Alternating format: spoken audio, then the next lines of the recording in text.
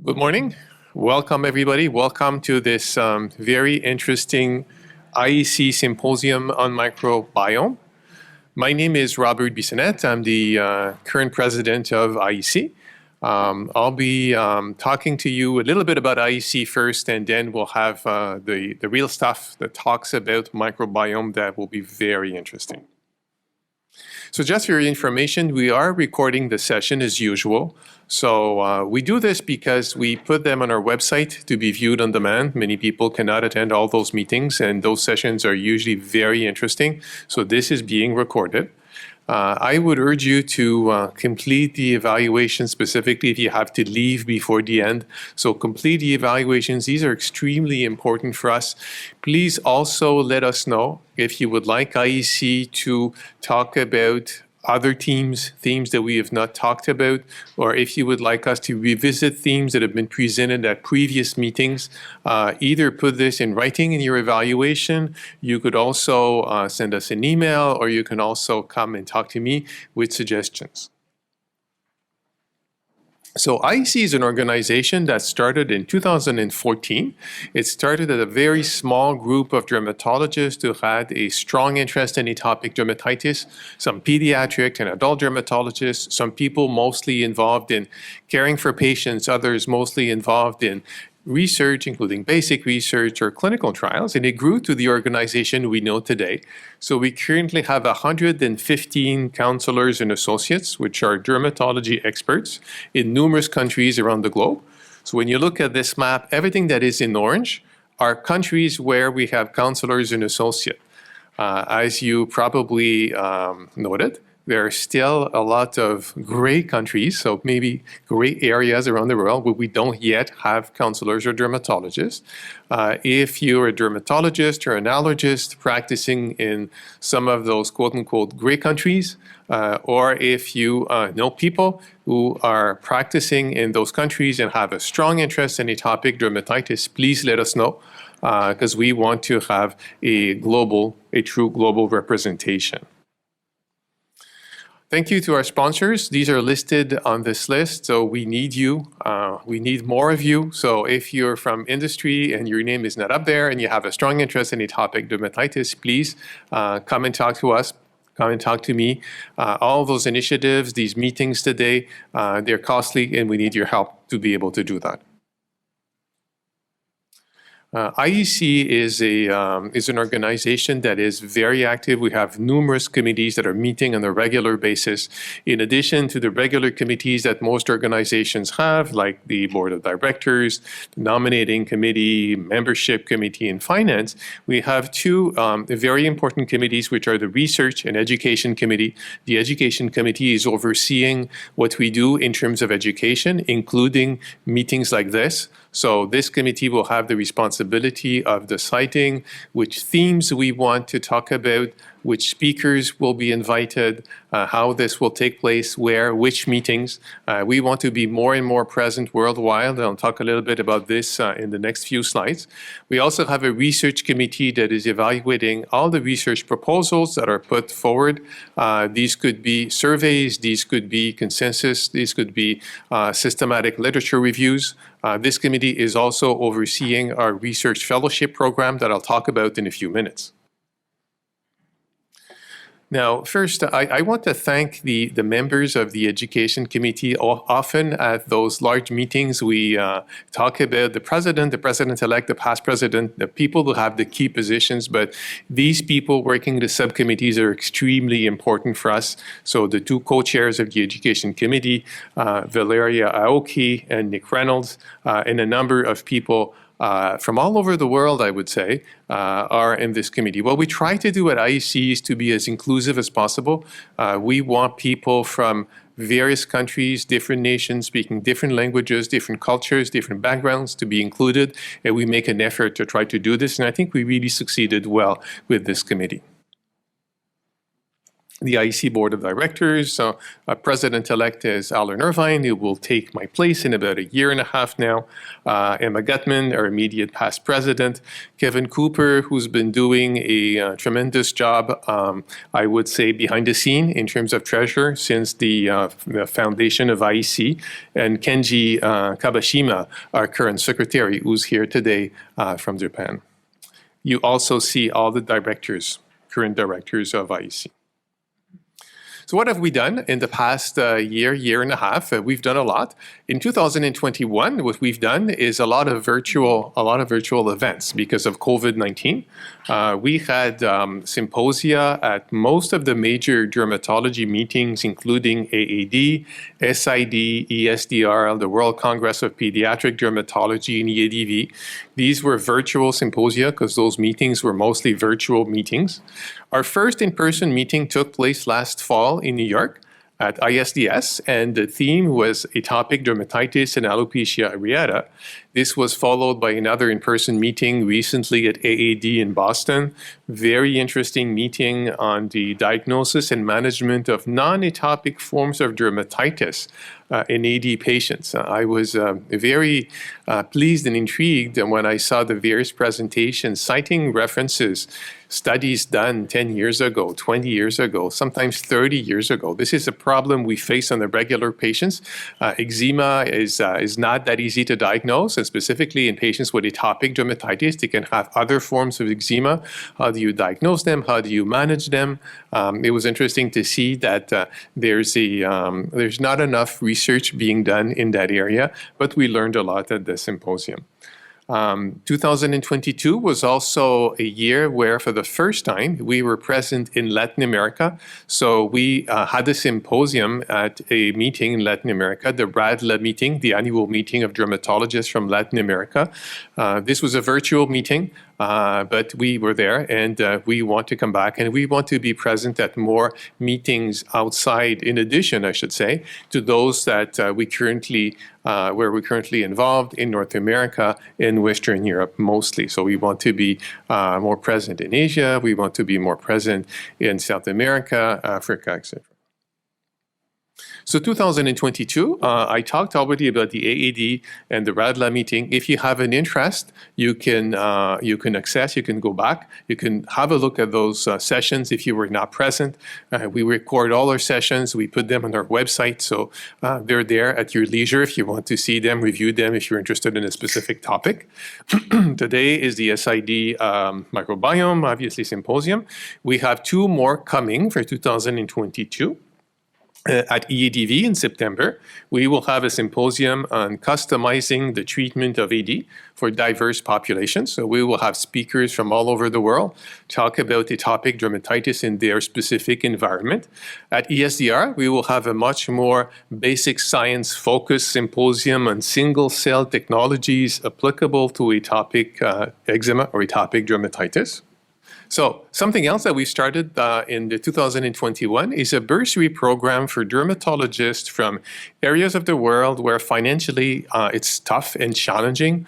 So for dermatologists with a strong interest in AD, people caring for AD patients, people doing AD research who would like to come to one of the international meetings to attend our symposium, maybe to present at the meeting, a poster or something else, but it is not required. We offer this bursary program, so we reimburse travel expenses up to $3,000. So if you practice in a region that is eligible, if you are interacting with dermatologists from those regions, please let them know that this program is available. Finally, IEC fellowships. So we launched IEC fellowships last year. We launched 2 types of fellowships, a 1-year clinical fellowship, a research fellowship, a 1-month clinical fellowship where the fellow spends 1 month on site and then 11-month remote mentoring. And we've announced the winners of those fellowships who are currently being done. We also have 2 more fellowships that will be announced very shortly. So we received applications, we selected the applicants. You will hear more about who won in the coming weeks. Something new, again, is that we're welcoming allergists. We know that many allergists care for patients with atopic dermatitis. Many allergists will have a career around atopic dermatitis, patient care, and or research. The same criteria apply to dermatologists and allergists. So if you know allergists who have a strong interest in atopic dermatitis, they can apply to become counselors or associate. Now, without any further ado, I will introduce our two co-chairs today, and they will give you, they will explain to you the symposium that we have. So we have two co-chairs. We have Dr. Heidi Kong, who's a dermatologist and senior investigator, chief of cutaneous microbiome and inflammation sections at NIAMS. Her main research interests are focused on the role of Escherichia in ED and on studying the microbiome in patients with immunodeficiencies. We also have Tiffany Scharschmidt, who's a dermatologist, a basic researcher in microbiology and immunology. She's currently associate professor of dermatology at UCSF, and the central focus of her research is to investigate the cellular and molecular mechanisms that mediate interactions between bacteria and the developing immune system. Dr. Kong and Scharschmidt.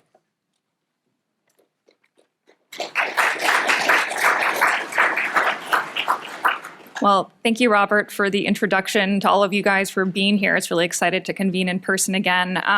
Heidi and I just really want to thank the IEC Education Committee for deciding that the microbiome and atopic dermatitis was an exciting enough topic to convene a second symposium on this. And we're excited to help moderate that today. I also want to say a very special thank you to the people who really helped organize this behind the scenes. It was one of the most seamless things I've had to help put together, and that's thanks to Jennifer, Stephanie, and Josephine, who are here on site today, as well as to Margaret, who's not here, but working at IEC full time. So this is sort of a reprise, actually, of a conference and a symposium that was done at the 2018 AAD, where Heidi and I were both speakers, along with some other folks. And I think the fact that we have enough interest in evolving science in this area over these last 4 years to put together a speaker panel that has a brand new group of scientists and labs represented just speaks to sort of the depth and pace of research in this area and sort of the role that people think that the microbiome is playing in atopic dermatitis and how this might help us understand this disorder and maybe have new therapeutic angles for it.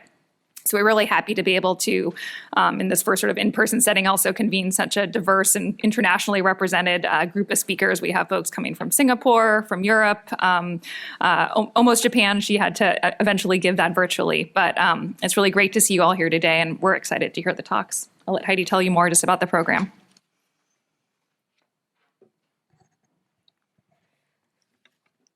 So we are excited to welcome our invited speakers, but also all of you as the live audience for this. So what I will do is briefly go over the schedule. You can see highlighted here the speakers. They're also outlined in the schedule. After the first several talks, we will have a break, and followed by the second half of the symposium. And we will, after each speaker, we will have a 5-minute Q&A, and we encourage everybody to participate and grab one of the mics to ask questions. So without further ado, we will launch off into our first speaker. Dr. John Common is a senior principal investigator at A*STAR Skin Research Labs and previously held the same position at A*STAR Institute of Medical Biology. John's laboratory focuses on studying skin barrier function and inflammatory skin diseases, and we're excited to hear his talk about skin microbiome signatures in AD.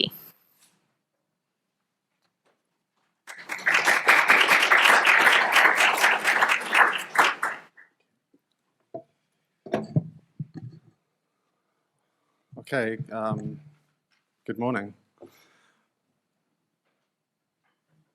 good to go. So thank you very much to the IEC and the chairs for inviting me to give a talk today. I've been working on skin microbiome for quite a while now, maybe 10 years, so I'm excited to share with you some of our findings that we've made over these years. I have no financial disclosures. So it seems strange to put this slide up because I'm sure that many people already know a lot about atopic dermatitis, but it provides me a lot of comfort to have a nice slide like this to put up first. So atopic dermatitis is a chronic inflammatory skin disease that's characterized by dry, itchy skin with recurrent lesions. It has a complex pathogenesis with skin barrier dysfunction, immune response that's also altered, as well as interplay with the environment and the microbes, which we'll focus on today.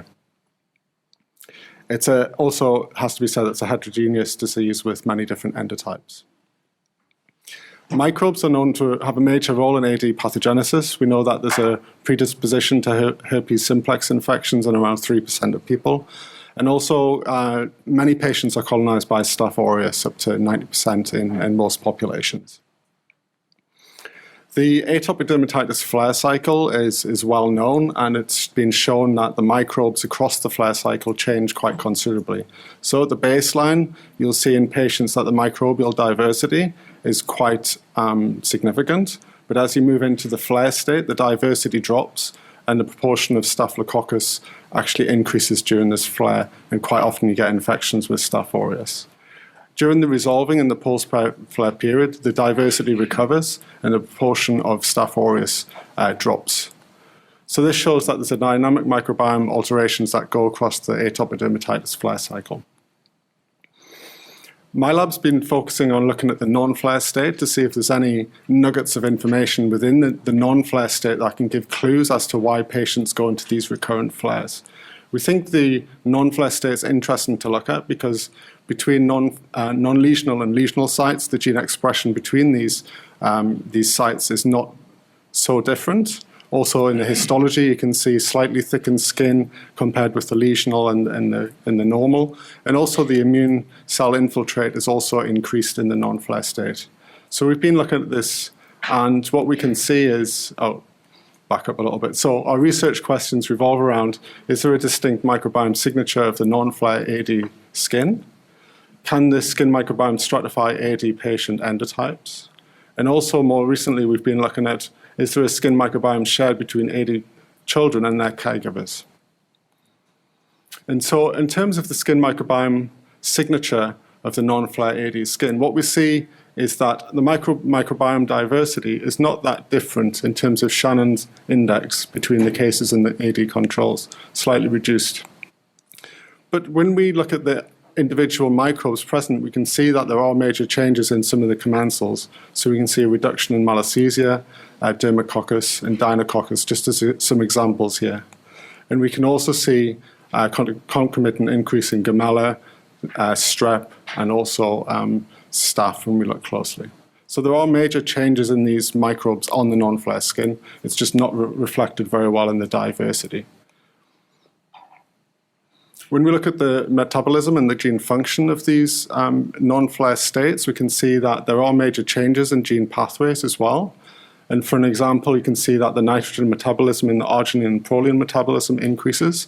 It's proposed that this could be involved with ammonia production and result in a pH elevation on the skin.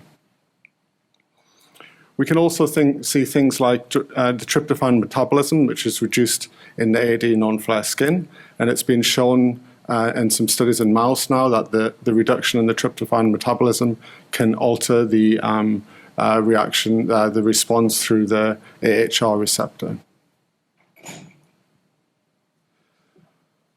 We've also gone on to look at a larger group of patients now, and what we can see with this larger group of patients is that the skin microbiome configurations within the AD patients can actually stratify between patient groups. And we call these different groups dermatypes. And we can see here, we see a cluster of AD patients that segregate from a second group, which is a mixed AD and healthy control cluster. And these two groups are purely distinguished on their microbiome composition. And we also did this across visits, so we can see that these AD dermatype clusters were mostly stable between visits, before and after treatment. And the dermatype B was slightly more severe than the dermatype A. So this gives us a hint that there could be some link with the underlying patient phenotype in these two clusters. In terms of the richness and the taxonomy differences between these different dermatypes, the richness was reduced in the dermatype B patients. This was, we think, was driven by the Cutibacterium, whereas in the AD patients from dermatype A, they still had a lot of Cutibacterium on the skin. And in the AD patients from dermatype B, there was a lot more contribution from the Micrococcus and the Staph aureus, or the Staphylococcus, sorry. And you can see here that this is very significant. So the Cutibacterium actis was significantly reduced in the dermatype B patient. The Dermacoccus was reduced, and also the Streptomyces was reduced. In terms of the staph species, we could see an enrichment in the dermatype B subjects. And this wasn't purely down to Staph aureus. We could see a lot more capitis and epidermidis, and a slight reduction in the homines. Although the overall significance between the two clusters for Staph aureus was not different, what we could see when we looked at the genomes of these staph species was that there was an increase in the virulence genes present in the genomes of these guys. This included such things as the delta toxin, which is known to cause mast cell degranulation and promote IgE and IL-4 production. We also saw an increase in the skin surface proteases, which can be stimulated from some of the staph species, such as the kallikrein 13 and the cathepsin S, which induces scratching. The AD dermatype B endotype also had a high IgE and a higher Th2 skewing. So you can see the significant total IgE, and in the heat map there, you can see the box that shows the increase in the Th2 cytokines linked to the dermatype B patients. Interestingly, there was no significant difference observed with the skin physiology between the two dermatypes. This is something that was a bit unexpected for us. So when we looked at skin hydration and transepidermal water loss, there was changes as compared to controls, but not between the two AD patient groups. There was also a reduction in the filaggrin breakdown products in the two AD groups, but they weren't significantly different between the dermatype A and the dermatype B. When we looked a little bit closer at the patients that had filaggrin mutations, we did see that there was an influence on the skin microbiome with filaggrin mutations. We saw a reduction in the gram-positive anaerobic cocci, which was a group of microbes that was also seen to change by Patrick Zuwan when he did a study on this in 2017. And we also saw that patients with filaggrin mutations had a reduction in the staph homines. And when we looked a bit closer, the graph's not on here, but we saw a dose-dependent increase in Staph aureus with the filaggrin null genotype. We didn't do this in a large number of patients with filaggrin null genotype just because of the nature of our recruitment. And this is something that I think could be looked into further. So the filaggrin null mutations do exacerbate the detrimental skin microbiome, skin microenvironment, but they don't, and at least in our hands, they don't have a major impact on the microbiome itself. So in terms of these different dermatypes, we do see that they affect patient outcomes. So the patients with dermatype B, which have more virulence factors in the Staph aureus genomes, seem to undergo more recurrent flares. They have a slightly higher SCORAD, and they suffer from more itch. And so we propose that this is a flare-susceptible microbiome signature on AD patients, an increased atopic dermatitis severity, a reduced microbial diversity. The non-flare skin is distinct from healthy controls in AD patients. The dermatype B could distinguish an AD endotype that has a higher IgE, increased AMPs, and a Th2 skewed immunity. And the skin microbiome signatures can stratify AD patients as seen by the increased severity and the increased flare episodes.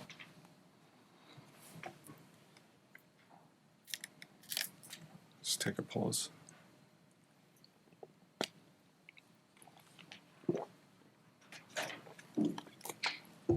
So in the second part of my talk, I'll show some data which has been done recently, which is investigating the shared microbiome signatures in atopic dermatitis. So as has been published before, families that cohabit can share microbes with each other and also with your pets. I think there's a study on dogs for sure, and maybe with cats as well, I'm not so sure. And so this leads to the idea that microbiome sharing could be relevant for AD disease management in this case, but I guess also for how you interact with your family members and pets in general. So our research questions around this, about microbiome sharing, was, is the microbiome of pediatric AD patients different compared with healthy children? Are there changes in the microbiomes of their otherwise healthy caregivers? And also, do caregivers and their children share skin microbes? So the study design for this was to collect a number of patients from AD households and a number of patients from control households, and identify the primary caregiver, which was somebody who spent at least 8 hours a day with the patient, and then swab their skin and study their phenotype. So we collected, on the child, we collected from the cheek, the lesion, the antecubital fossa, and the volar forearm. And on the caregiver, we collected from the volar forearm and the antecubital fossa. We also swabbed a number of sites for Staph aureus isolation, so we could study the genomes and also culture these microbes to look at their function. So as best as we could, we did age matching and controlled for the different households. We performed metagenomics and also whole genome sequencing on the Staph aureus isolates. Reassuring and sanity check was that there was similarities between the individuals in the same household. So you can see the arrows at the bottom of the graphs here. You can see the matched AD households and the matched control households had a lower Bray-Curtis dissimilarity, which indicates that they are more similar, compared with looking at unmatched AD houses and unmatched controls. So this was just by random shuffling that we did this. And we can see that this is similar for the antecubital fossa and for the volar forearm. Again, sanity check was that on the lesions of the AD skin, they were colonized by Staph aureus. They still had quite a number of other microbes present, but Staph aureus was there in, I would say, probably 80% of these guys that we looked at. When we looked at the microbiome changes in non-lesional skin of AD children as compared with control children, you can see that Staph aureus was sticked out above the line as the thing that was changed significantly in the children with AD. And you can see below the line, there's a reduction in a number of commensals from the skin that were reduced. And in red, you can see some of them are highlighted, as they are quite well known in atopic dermatitis, such as Streptomyces, Staph hominis, Dermacoccus, and Staph capitis. So a lot of different commensals reduced, with Staph aureus being the major one that was changed between the two groups. And when we looked at the diversity on the skin of these AD patients, there was a reduction in significant reduction in the diversity of the AD children at the antecubital fossa, but not so much on the volar forearm and on the cheeks, which was reasonably similar between the different groups. In terms of the caregivers, this is looking at the AD and the control. So what we could see was that on the AD house controls, the caregivers, we could see that there was an increase in the Staph aureus on the caregivers of AD patients, and also a reduction of Staph hominis on the caregivers of AD patients, and a reduction in the Dermacoccus. So it seems like this altered diversity, or this slight skewing of the microbes present in the AD patients is also seen in the caregivers. So we thought this was very interesting. And what we were able to do, one of the things that we were able to do with this was to try and use this change in the microbiome as a way to predict the household status with microbial features. This was more of something interesting for the postdoc to do in the lab, but also luckily it works out, and it could give some relevance to how we look at caregivers and children in the future. So what we did is we looked at balances. So we looked at a log ratio of the microbes that are present in the microbiome. So by looking at Staph aureus versus other microbes that are present, we can take a large scan of these microbes and see if any of them actually are predictive for linking to a household with AD. So you can try and distinguish the different households. And what we saw was the feature that came out was the log ratio between the Staph aureus and the Staph hominis. So we call this the AH ratio. And in a way, this is not really that surprising. I mentioned Staph hominis a couple of times in my earlier slides because that is one of the commensals that is altered between the two groups. And it's been published a few times by Rich Gallo as being something that's on the skin and that can interact with Staph aureus to reduce its presence. So in this paper here, it shows that the quorum sensing between the Staph aureus and the Staph hominis can actually reduce epithelial damage and inflammation. So this was something useful that came out. And when we look at this AH ratio, what we can see is that just by looking at this ratio, it gives a good prediction of the household that the group are coming from. So on the voliform, we can see the caregivers AH ratio gives a higher significant ratio in the AD group, and also in the antecubital fossa, you can see on the caregivers, you can see this ratio is also significant. And also in the children's voliform and in the antecubital fossa, the presence of the AH ratio is indicative of which household the patient's coming from. So this was more significant than the caregivers. So this ratio between these two microbes is interesting, and I think it shows that not just using a biomarker like Staph aureus as a way to look at the skin of patients is interesting, but I think incorporating other microbes, such as Staph hominis, could be useful for understanding more about the status of an AD patient in terms of the microbiome. This AH ratio also correlated with SCORAD, so we could see that the ratio increases as the child's SCORAD does. And maybe this is not so surprising if we think that the Staph aureus might also increase as the SCORAD increases as well. So the other part of this study was the isolation and the sequence of the Staph aureus strains, and so we swabbed a number of sites on the healthy caregiver and on the child, and they were pooled for the individual, so that the healthy caregiver sample was pooled and the child with AD was pooled, and they were sequenced. And the idea on this was to see if how important was microbiome sharing between these groups. And so do people in the same house share the same Staph aureus strain, was where we went to first, as being the microbe that's most associated with changes in AD. We didn't go on to look at other strains at the moment, but we did keep the isolate for future studies as well. And so we assembled a number of genomes. We didn't manage to collect isolates of Staph aureus of everybody, because a lot of the healthy caregivers were not colonized by atopic dermatitis. So this reduces your number straight away.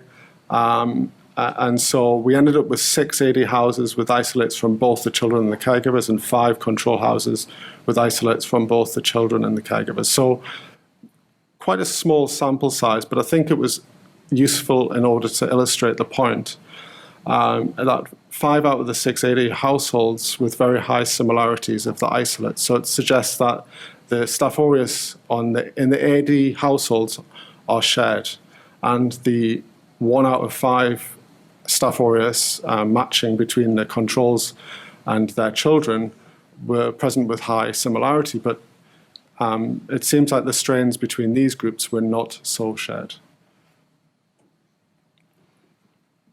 And the average identity in the unshared genomes were about 99.5. So the difference might not seem that big, but in terms of a microbial genome, I think this is quite significant. And when we looked further, we looked into all of the different virulence factors across the group. So I think we looked at about 40 or 50 different virulence genes. And what we saw was that these 3 virulence genes stood out as the ones that were more prevalent in the strains from the AD households. So these were present in both the caregivers and the AD patients. So this is the Q, the K, and the K2 endotoxins, encoding SEEK, SEC, and SEC2. And so currently we don't know so much about these in atopic dermatitis. What we did do is we took these strains and cultured them to check that they were actually expressed. And they were expressed in culture as compared with the negative control, which was an isolate that we collected that didn't have any of Staph aureus with these particular genes inside. So studies are ongoing to look at the role of these particular virulence factors with regard to atopic dermatitis. So to summarize this part of the talk, so the skin microbiome signatures of AD children and their caregivers, we can see that there's a shared skin microbial signature between the AD and the caregivers. We use the log AD-AH feature that can predict which household the person's coming from without having any background knowledge of these people, without the IDs. We can also see that the sharing of Staph aureus between AD children and their caregivers. We've done this with, I guess, a small sample set, but I would expect that this would be able to extend to a larger group of people. And also this suggests that possibly the inclusion of caregivers in treatment of recurrent AD patients would be useful. This could be through decolonization strategies. I guess this would be the outcome of the research studies that we've come just to propose this question. And I'd just like to thank my colleagues and collaborators. Angeline Tay and Colin Wong did a lot of this work over the years in my lab. We work closely with Naranjan Nagarajan from the Genome Institute, and Ming Hao Chia was the guy who did the microbiome sharing study recently. We collect samples from the National Skin Centre in Singapore with Yikwing Yu, and Elizabeth Tam at the National University Hospital, who's currently doing a PhD with us as well. And we work with Florent Genu and Anand Apan for our immunology work at the Institute of Immunology at A*STAR. And so with that, thank you very much for having me.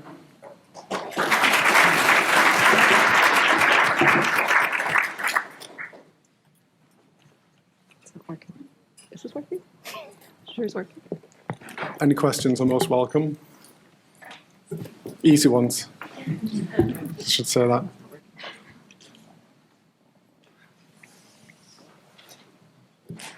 Test. Is that working? I think Heidi's trying to say any question. No, go ahead, timing. So you said the AH ratio was predictive of, I guess, SCORAD. I was wondering if the aureus to all staff or the aureus alone was just as predictive. Can you speak a little bit about how much more predictive the AH ratio was than sort of similar metrics? Yeah, that's a great question. I don't have a great answer to, unfortunately. But the idea with the ratio is that what's the minimum number of microbes that we can use to get to a predictive state? I think that probably by adding in more microbes, you can get a little bump, but without having all the data or doing that, having it in my head, I'm not sure. But the idea is what's the minimum that we can get to get a predictive state? And we could do that with one microbe, which we thought was quite impressive. Thanks. That was a really interesting talk. I'm curious, when you looked at the caregivers, it was a really interesting approach. How many of those were the biologic parents? And did you think about at all looking at the genetics or siblings? Because it'd be an interesting way to piece apart some of the genetic versus environmental components of heredity. Also a very great question that I don't have a great answer to. So in Singapore, we do have a lot of live and help. So a number of the people were not the parents, but a significant amount were. I'm not sure the exact numbers, but it won't be clean cut that they are the parents. It'll be a little bit of a mixture, yeah, which I think is interesting both ways.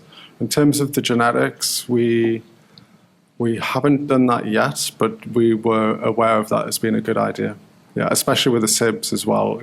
A lot of these guys do have siblings, and they're from a birth cohort, so we should be able to follow these up quite nicely. Yeah.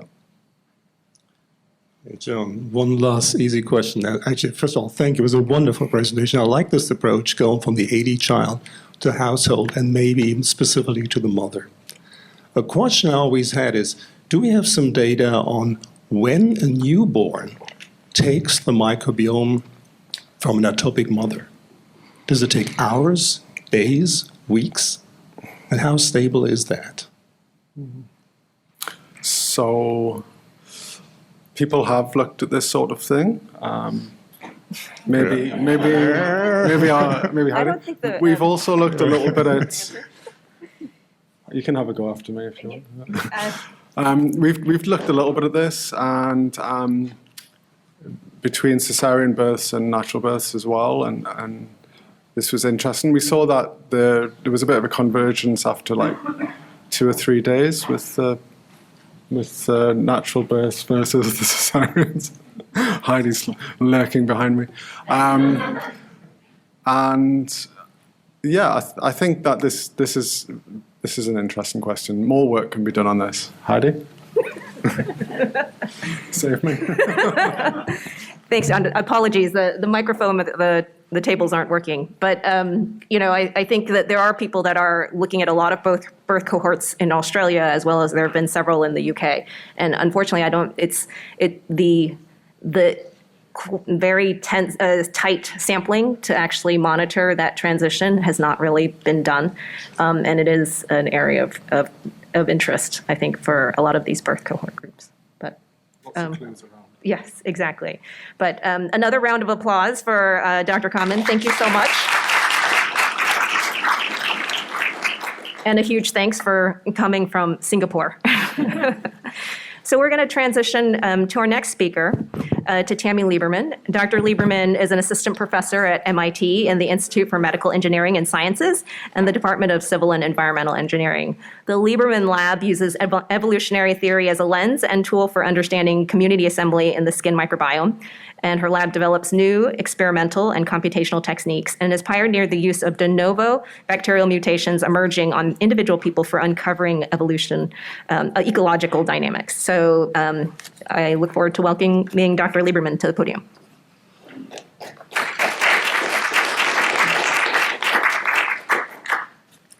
Thank you for that introduction. Thank you for inviting me here, and thank you to the organizers. This is my first SID, and I'm quite pleased to be here. Okay, so my lab works on evolution in real time on individual people. Before that, I have no conflicts to declare. And when we're thinking about evolution on individual people, I just want to do a really simple back-of-the-envelope calculation to just help you realize how much evolution could be happening on you right now. So there are about 10 trillion bacteria in and on each of us. Each of these bacteria has about 1 million nucleotides of DNA in its genome. And every time one of these nucleotides replicates, there's about a 1 in a billion chance of creating a mutation. Right? So this means that every time the cells in your body and on your body replicate, which is probably about once per day, there are over 10 billion mutations. Bacterial mutations. So even if the vast majority of these mutations are deleterious or neutral, this is a really amazing opportunity for adaptation and change. And so we use this evolution as a lens to understand microbiomes. And we also use microbiomes as a lens to better understand evolutionary theory. But today, of course, I want to talk to you more about the first edge of this arrow. When we think about evolution, we're really, the experimental technique that we really use is single colony sequencing. And we really need to do this because we really want to understand which mutations are coming from de novo mutation on that person and evolution on that person, and not coming from pre-existing variation from being colonized by 2 different strains. And so to really distinguish the difference between, sorry, I just want to try to use this laser pointer. Yeah. So these mutations that are happening at the tips of the evolutionary tree can really tell us what's happening in the recent past on individuals, and we need to be able to separate them from older mutations. And so we sequence lots and lots of single cells from the same person single colonies, each of which is formed by a single cell from the same person. And this sounds really expensive and laborious, but we've got all the experimental and sequencing prep down, so it's about $20 per isolate. So we can do this at really high throughput. And using evolutionary inference, we can sort of two kinds of information that we're really usually interested in. One is how bacteria are spreading, both between people and on individuals, from organ to organ, say. And by looking at what the genes themselves are that are changing, we can identify the challenges that bacteria most feel in their environment. I wanted to just give you quick two highlights of things that are not related to atopic dermatitis, and then I'll get into AD real fast. Using sort of this evolutionary approach in the skin microbiome, we studied Cutibacterium acnes, the most dominant member of the skin microbiome, and we asked, why are these different strains of C. acnes always coexisting on each person? And to do this, we looked at both the strain level, but also the intrastrain level, and these really these small numbers of mutations that are separating closely related cells. And what we find is that when we sample from individual pores and culture and sequence isolates from individual pores, and we find that each pore has a single strain, and beyond that, each pore has a single genotype within that strain, or at least is dominated by that. There may be some rare other members. And this is a really striking observation where there's really each pore kind of looks like a different test tube. And to really explain this, we realized that there must be some sort of neutral bottlenecking happening to create this because we didn't see any evidence of adaptation. And this helps us, from an ecological perspective, understand the skin community, because what it means is that even if this green genotype is much more fit than this yellow genotype, they're each living in their own environments, eating their own food, and so they're not really going to be competing with each other, and that's going to enable coexistence and survival. I'm actually going to, I did this out of order, but not everything is neutral, and sometimes we do, I will do this. So not everything is neutral, and in my postdoc, sorry, somehow these slides got out of order, but in my postdoc with Eric Alm, we studied Bacteroides fragilis, a dominant gut bacteria, in 12 really healthy people. These people are so healthy that their poop is shipped out as medicine. And we looked at B. fragilis diversity within each person. So these trees are the phylogenetic trees of just one strain of B. fragilis in one person. And these branch lengths are just a couple of mutations. And we can see that in many cases, the same exact gene was mutated on different branches of these intraperson trees. And these genes that have this evidence of parallel evolution also show other signatures of adaptive evolution, namely an enrichment of non-synonymous mutations to synonymous mutations, so amino acid changing mutations to amino acid preserving mutations, where genes that are mutated just once don't show the signature. And what this told us, and it pointed us to, were two families of genes that are really important to change for B. fragilis to survive in vivo. Outer membrane synthesis genes and importers of complex polysaccharides. Okay. But now, what's the role of bacterial mutation in eczema, and what can we learn about Staph aureus and eczema by following within-person evolution? And I want to start by just sort of saying what I think is going on with Staph aureus in eczema, and I maybe will go out a little bit on a limb, and forgive me for speculating. Okay, so Staph aureus has been associated with atopic dermatitis since at least the 60s, probably earlier, and there's just so many papers I didn't feel. There's just such a large volume of papers here that are quite old, but its role in disease pathogenesis is still under debate, and I just want to share with you the mental model I currently have. Okay. So what is this mental model? Well, we know that there has to first be some compromised skin barrier, some sort of genetic mutation that compromises the skin barrier, some sort of chemical irritant. And this chemical irritant, this compromised skin barrier provides a new environment where Staph aureus can grow. Staph aureus doesn't really like living on healthy skin, but it can survive in skin breaks. And the Staph aureus growth produces toxins and cell damage and immune activation that secretes immune cells to the skin site, which then changes the skin barrier even more. Right? We know that, and so these two things together further create a positive feedback cycle of really compromised skin barrier and bacterial growth. And the treatments that we have currently for atopic dermatitis either directly treat the skin barrier or sort of try to break this positive feedback cycle by acting on the immune system. And so this model that I put really here really puts a strong role for Staph aureus in actually causing, driving more of the pathology. Maybe not causing it, but exacerbating and prolonging. And there's reason to think that this is true, right, from many of the great work done by people in this room, where, different strains of Staph aureus are associated with worse disease, right? And strains that strains that are isolated from people with AD seem to actually, be causing worse disease in mouse models, supporting a causative role for AD. And this slide, I don't understand how that slide came out that way. Okay, well, there was a different picture there where something about the cropping got moved. It's okay. A study by the speaker that's happening this afternoon showed that in infants who are at risk of developing AD versus and then go on to develop AD versus those that do not go on to develop AD have different prevalence of particular mutations, really, again, supporting a role of strain variation. Okay.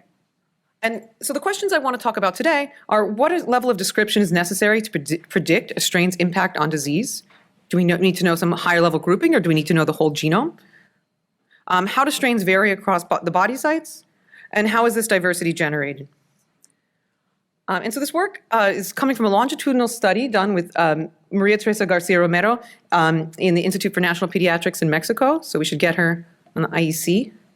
And Felix Key, a postdoc in my lab, is now a group leader at the Max Planck for infection biology in Berlin. And we studied a cohort of infants with moderate to severe AD. Not infants, sorry, children.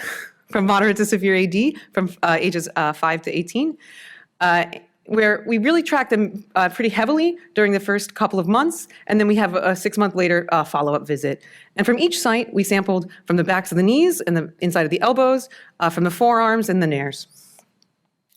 For each of these sites, we studied the community at the 16S rRNA level, but we also did selective culturing for Staph aureus and sequenced up to 10 isolates from each swab, so up to 70 isolates of Staph aureus from each visit. At the 16S level, we see a lot of things that people have seen before in AD, but helps give you a full picture of what's happening. We see that the AD patients, compared to healthy patients, 5 healthy controls that we included, have a much higher abundance of Staph aureus. On their lesional sites, they have much more Staph aureus than on their non-lesional sites. And there's a nice correlation of relative abundance of Staph aureus with SCORAD. And Veda Kodka led that analysis. Over the course of the study and the 4 different visits, the SCORAD goes down as these patients are getting better and being treated. And concurrently, there's also a reduction in Staph aureus. And this recapitulates, again, what has been shown by others. This is not the first. So now I can focus on the whole genome level and what's happening for the Staph aureus. And I want to just point out here that as we're going to be going through this, we're not going to have the same amount of Staph aureus resolution of Staph aureus evolution from each person, because we weren't able to culture lots of Staph aureus from the people who were feeling healthy at a particular time point. And we're going to describe this variation at 2 levels, at the lineage or strain level, where lineages are separated by hundreds of mutations across their genome, and the intra-strain level, really at the individual mutation level. At the strain level, we see that the strains that we've recovered from Staph aureus from these 80 patients really span the diversity of the Staph aureus global phylogeny. So at least in our data set, we didn't see any particular strain enriched on people with AD. Usually, we find that people tend to have one lineage on them, and so each patient here is a row, and each visit is a different column here. And we can see that there's the same color sort of throughout for most of them, but we do see some cases where there's a strain replacement occasionally, or sometimes there's coexistence of majority and minority strains.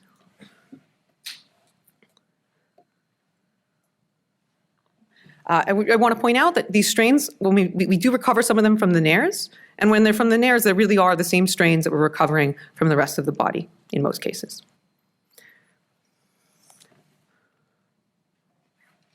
But now we want to focus on the intra-strain level, and I'm going to really focus on these 6 patients, really at the top here, from which we're able to recover quite a lot of isolates and get a good resolution of what's happening at the intra-strain level.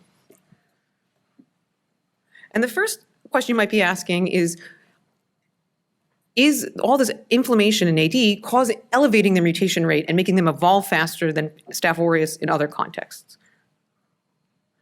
And so for this, we can calculate the mutation rate, or mutation accumulation rate for each strain on each person by plotting the number of mutations each isolate has relative to an inferred ancestor versus when that isolate was collected. And for this example, we can take the slope of the line, and we get about 2.5 mutations per megabase per year.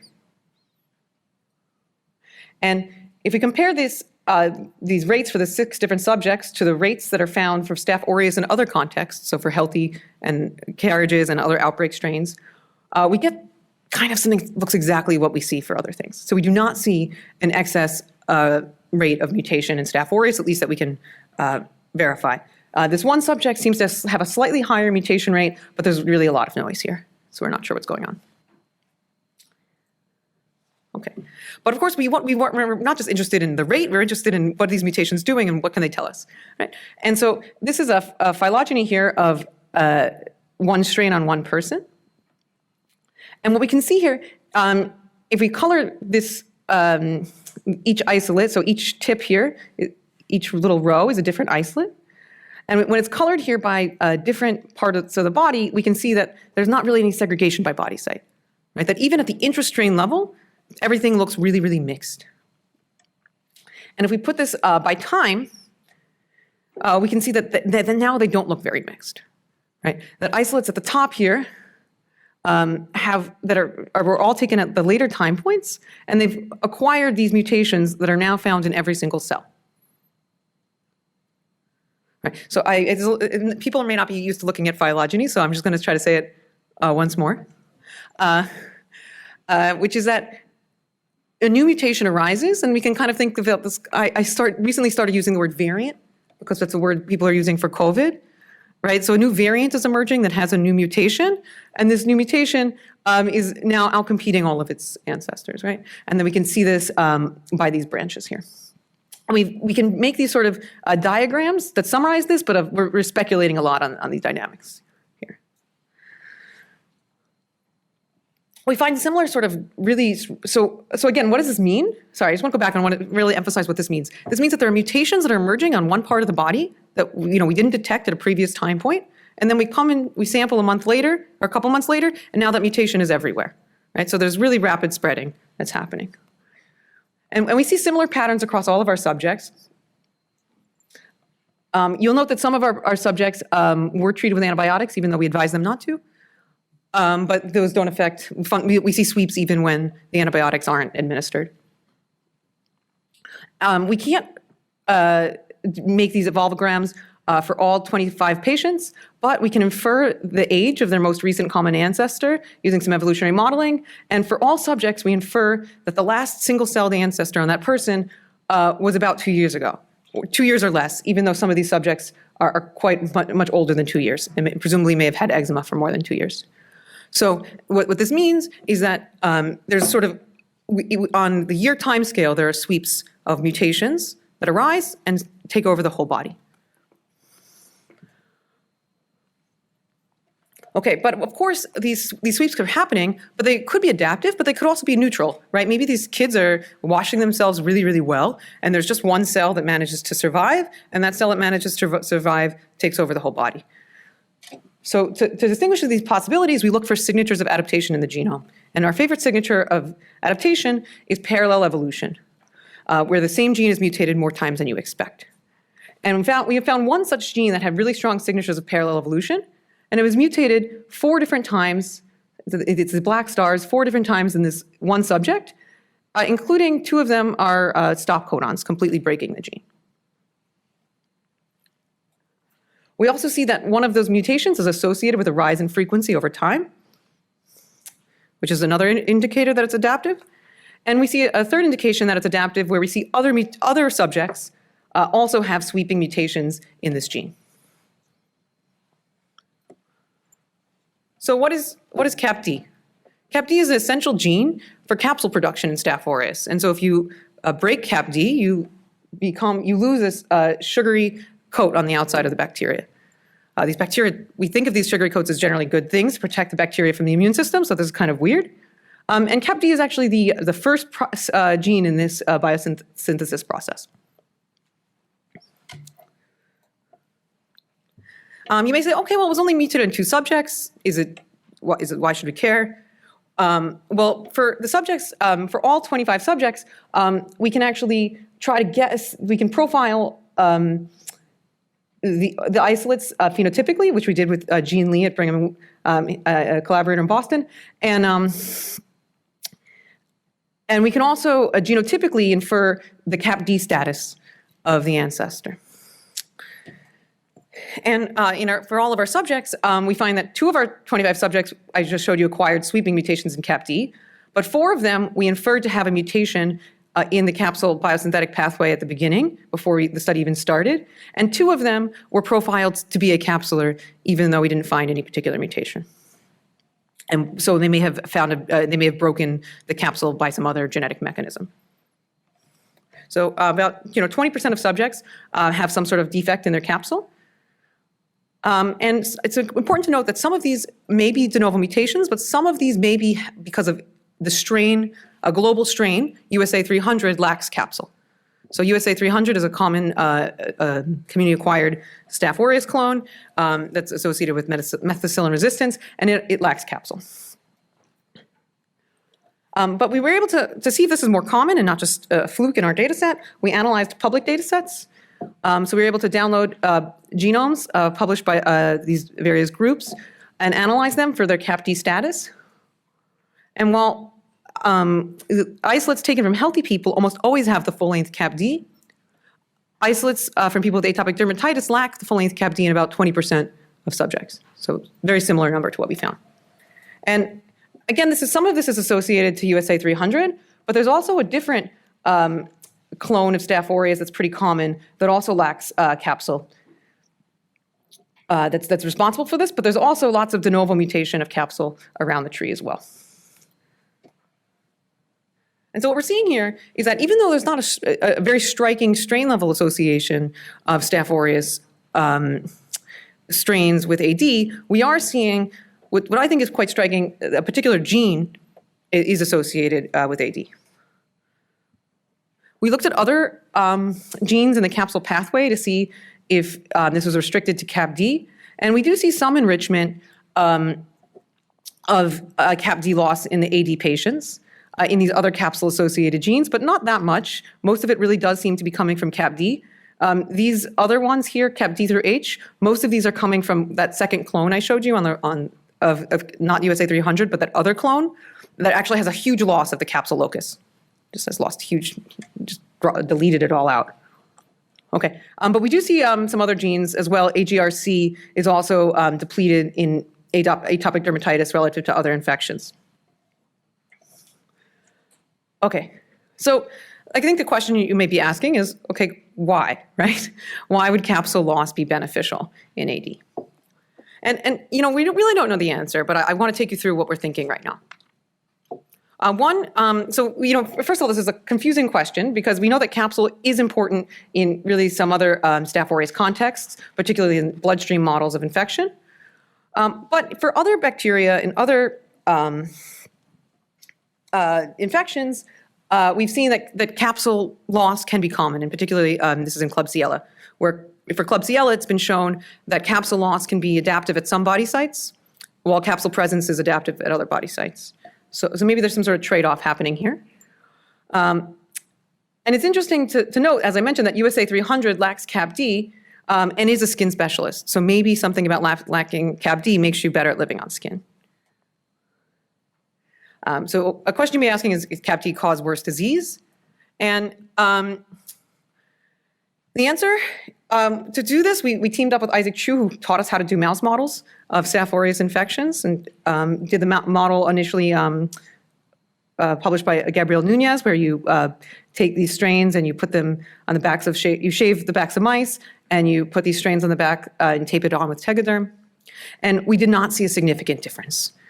We initially found a significant difference if you read our preprint, but we used some strains that turned to have mutations elsewhere in their genome, unfortunately. So if you take, we really find really no major difference in severity score, at least in this model. Okay, so if it's not causing worse disease, but still, why is it adaptive?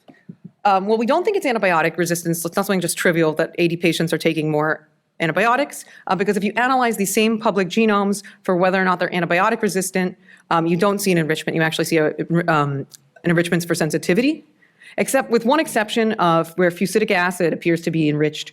Fusidic acid resistance is enriched in AD relative to other contexts, but we confirm that capsule loss does not impact fusidic acid resistance. So we don't think that's what's going on.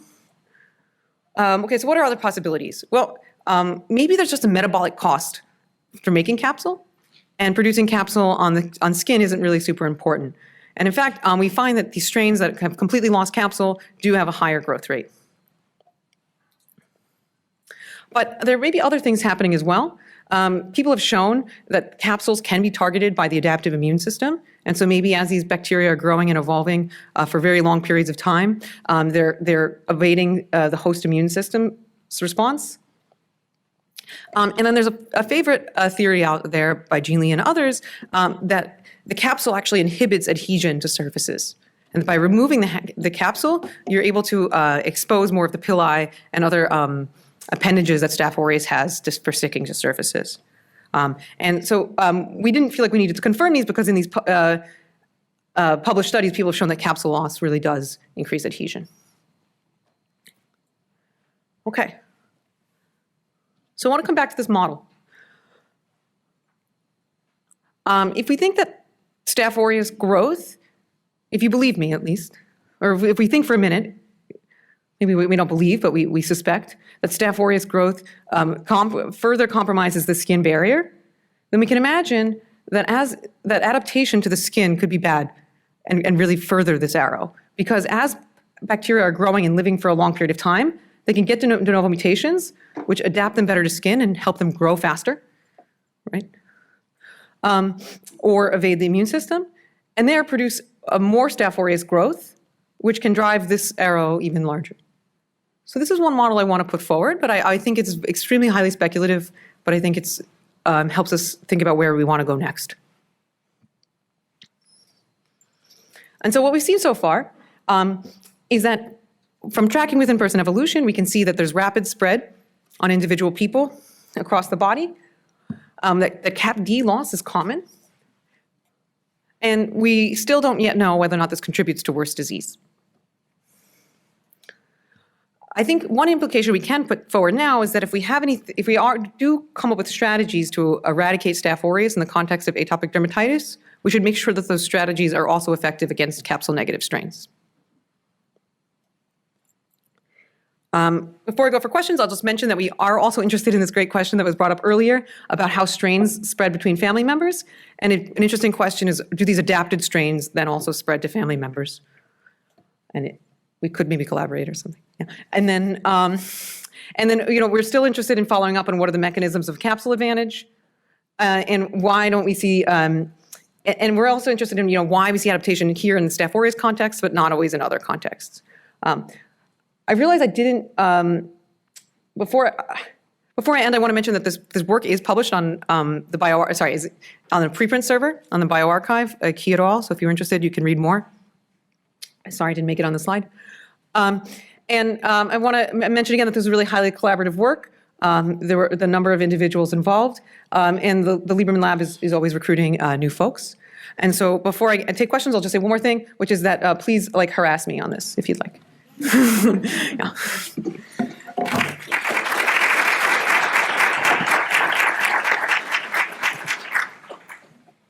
Thank you, Tammy. Is this working? Can people hear me? I can repeat your question. No, okay, is this working? No, but I can repeat your question after you. Now it's Or what working. Tiffany Okay. Thank you, Dr. Liebman, lovely talk. Do we have any questions out there? Charlotte? Yeah, very nice talk. Thank you very much.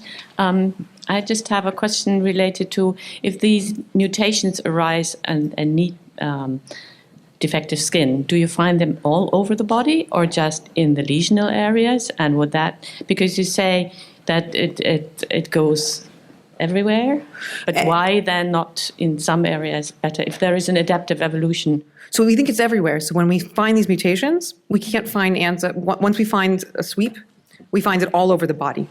So would that argue against or for an adaptive evolution related to the skin defects? I see. So that's a really interesting question, which is if these are adaptive specifically to AD skin, why are they also on the regular skin? And I think there's sort of two answers. One is I don't know that they're adapted to AD skin specifically, or maybe skin more generally. And it's just that they're living longer on AD skin. And when we culture from healthy people, they're living in the nares or some other reservoir. But I think there's also, but even if it is, it still could be an adaptation specifically to AD skin, just because there's much more growth on AD skin. So there's going to be a much larger supply and a larger population size on the AD skin than on a nearby skin. And so it's going to be very easily outcompeted by sort of immigration from these sort of highly colonized areas. So there's probably like logs more bacteria on the lesional skin than non-lesional skin. And so as soon as you wash, it's going to be more likely to be colonized from the lesional skin. Hi, wonderful talk. I was really fascinated about how you found that the Staph aureus comes in waves every 2 years or so.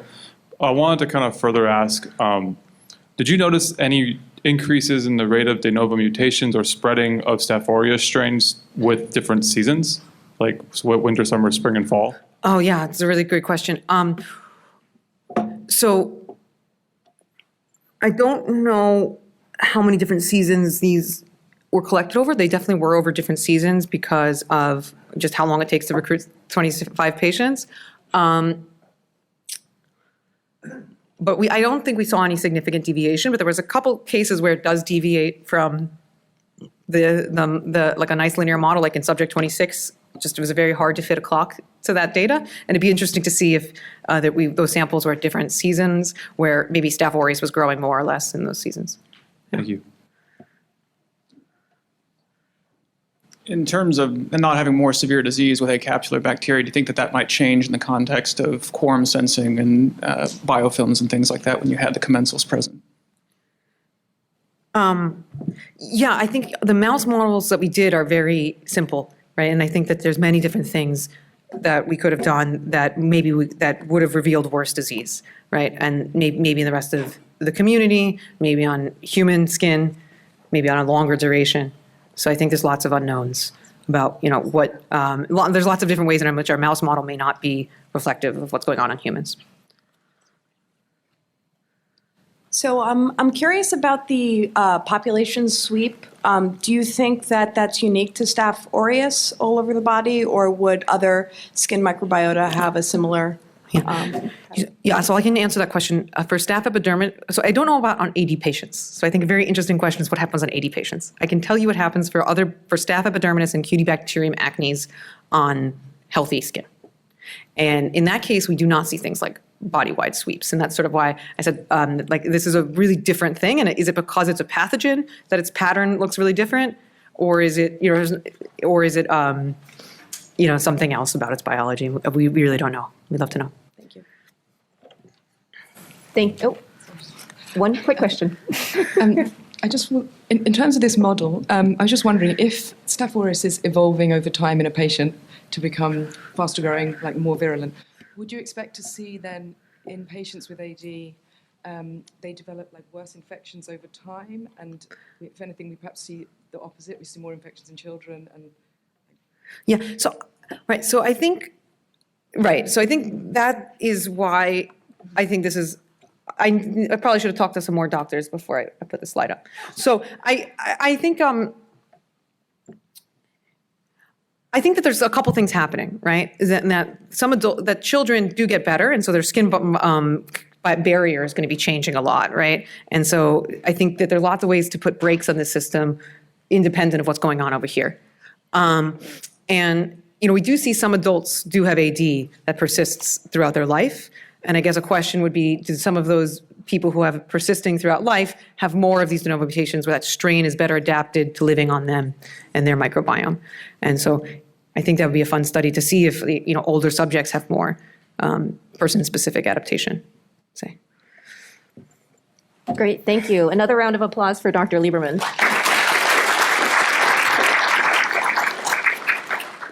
And Dr. Alexander's question is a nice segue into the next talk.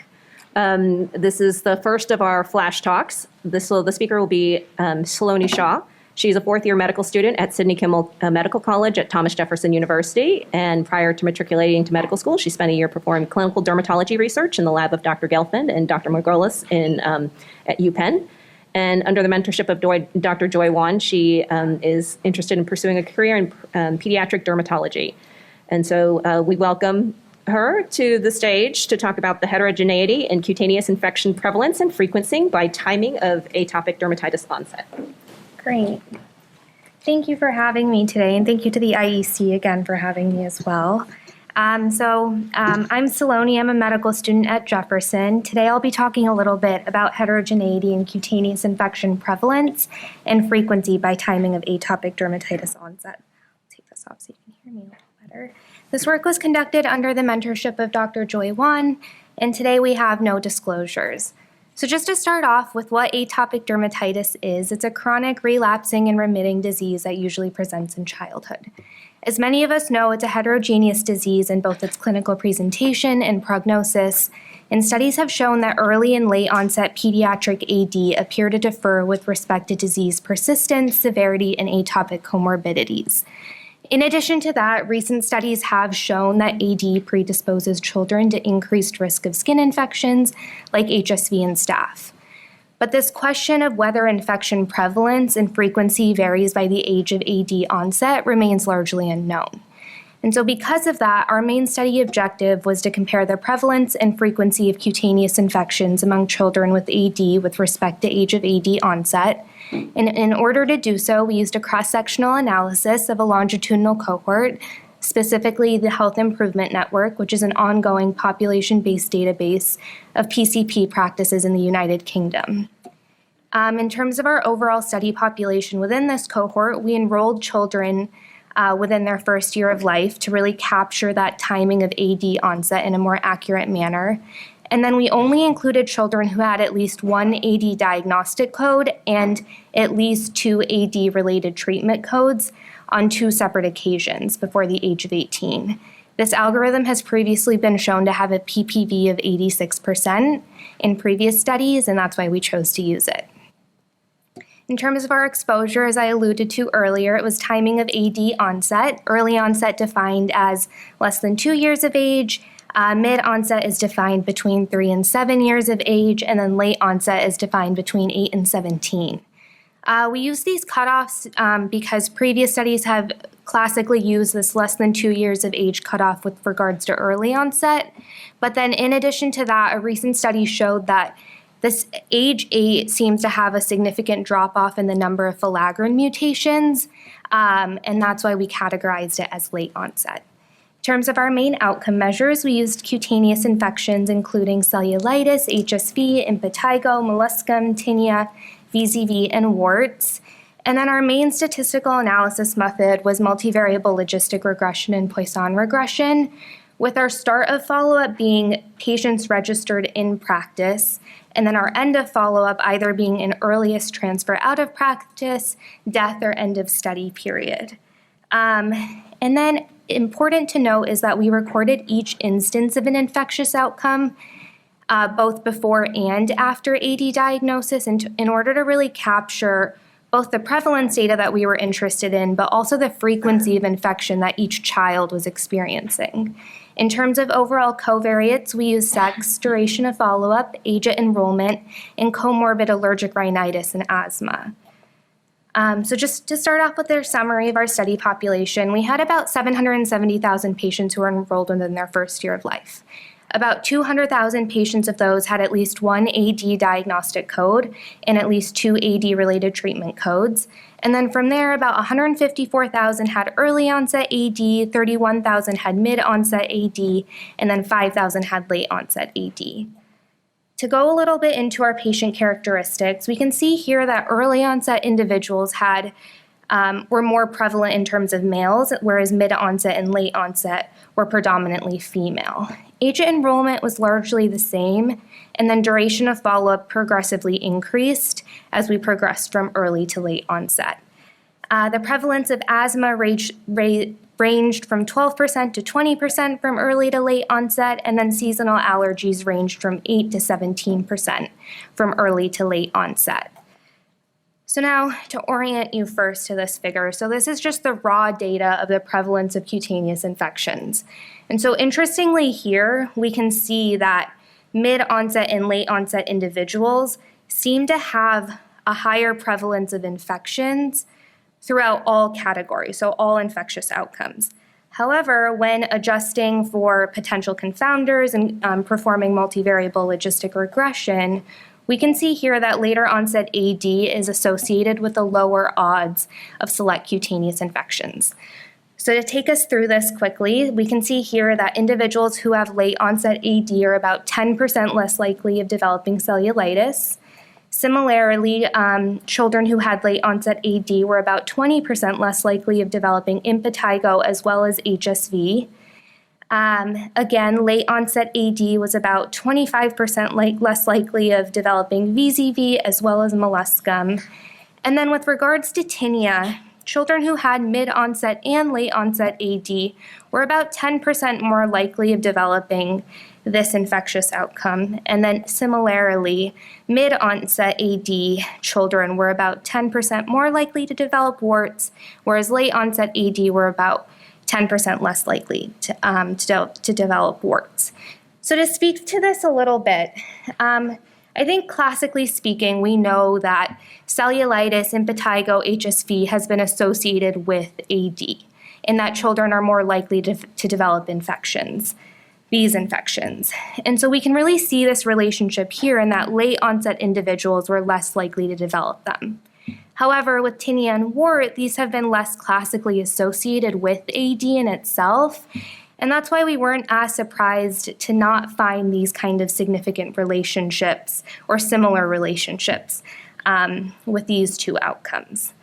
But in addition to that, we were also interested in looking at frequency of repeated infectious episodes in children who had at least one instance of an infection. And so with this, we found that as a whole, the frequency of repeated infectious episodes was not commonly associated with the age of AD onset. With that being said, we did find two relationships in that children who had mid-onset AD were about 10% less likely of developing both cellulitis and VZV. But aside from that, as a whole, we found that frequency was not generally associated with AD onset age. So in terms of our overall conclusions, we found that later onset AD in children is associated with a decreased likelihood of developing several types of cutaneous infections. However, as a whole, the frequency of repeated infectious episodes is not significantly different between early and later onset AD. To speak to our general strengths of our study, it is a population-based cohort study that has a large sample size and uses a validated definition of AD with a PPV of 86%. However, to recognize some limitations, there's always this risk of misclassification of infectious outcomes. And so what I mean by that is there's a question of whether or not within the database each record of an infectious outcome is an individual infection or if it's an ongoing infection in children that's been recorded multiple times in the database. In addition to that, our duration of follow-up is relatively short compared to other studies. However, for large EMR-based system studies, it is kind of on par or generally the same. In addition to that, there is always a risk of ascertainment bias in that children who are diagnosed early on may just go to the doctor more frequently, and because of that may be diagnosed with certain infectious episodes more frequently. And so it's this question of whether or not it's a reflection of how often the child goes to the doctor, or a reflection of the prevalence of infectious episodes. And the last is that THIN does unfortunately lack severity data.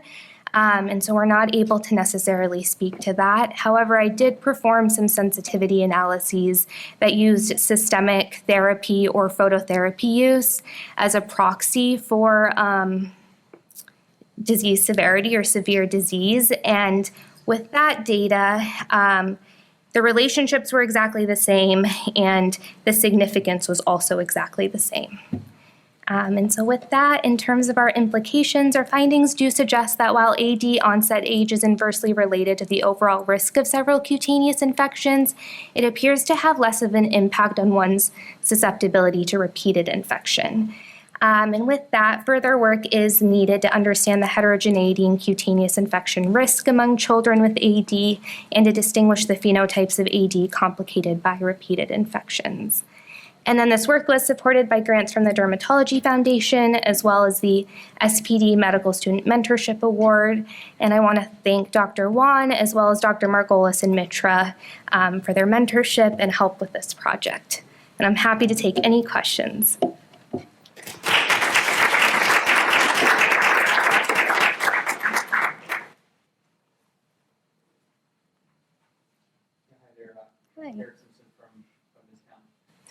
Nice to meet you. I'm so glad you did this work. I mean, it's amazing. We don't have any, even just like the basic frequencies of infection and atopic dermatitis, like on a population-based level. So thank you to you and your team for giving us these data. I'm looking forward to not just the relative risk or the incidence rates, but looking at some frequencies of like impetigo in kids. Like we don't even know on a population base. I don't know if you have that frequency off the top of your head or not. I'm just kidding. I don't, but I can send you an email.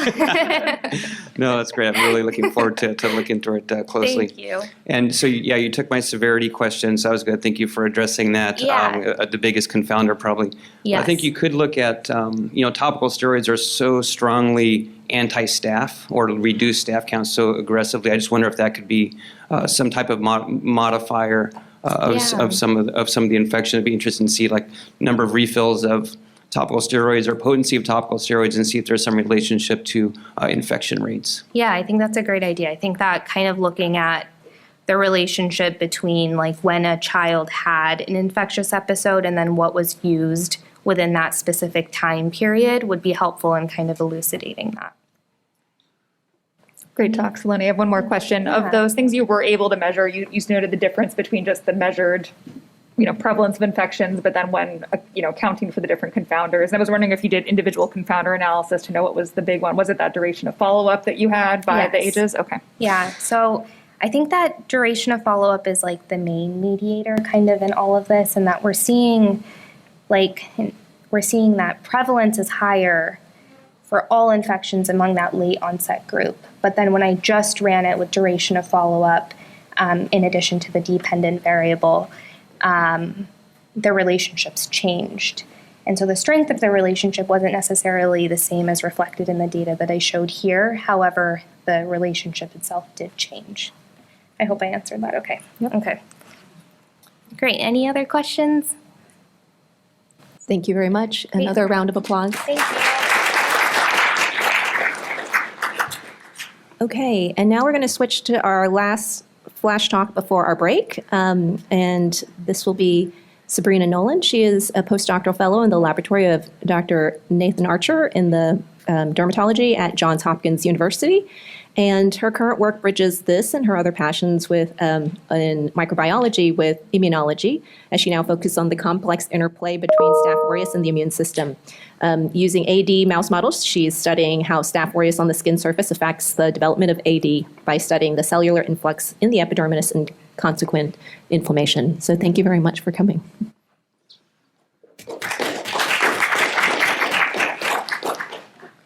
Hi, everyone. Thank you for the kind introduction. Thank you also for inviting me to talk here today. So as Heidi mentioned, I work on Staph aureus and specifically looking at the immune responses that it may mediate and the inflammation in the context of atopic dermatitis. So I'm actually looking at eosinophils, and I do this in the laboratory of Nate Archer at Johns Hopkins Medicine, Department of Dermatology, where I'm a postdoc. So how do I do it? Okay, so we have no conflicts of interest.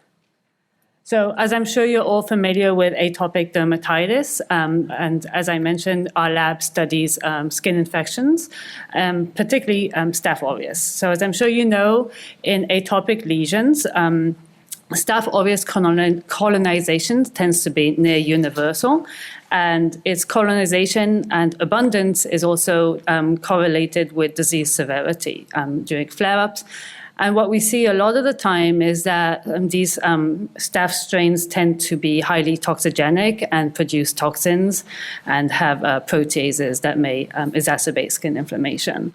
So what our lab seeks to answer is exactly what are the immune mechanisms of Staph aureus-mediated inflammation in the context of atopic dermatitis. So we've studied a lot of different cell types, and I decided to look at eosinophils. So eosinophils have a variety of roles. They're most commonly associated with type 2 type responses, such as against helminth infections and allergic disease.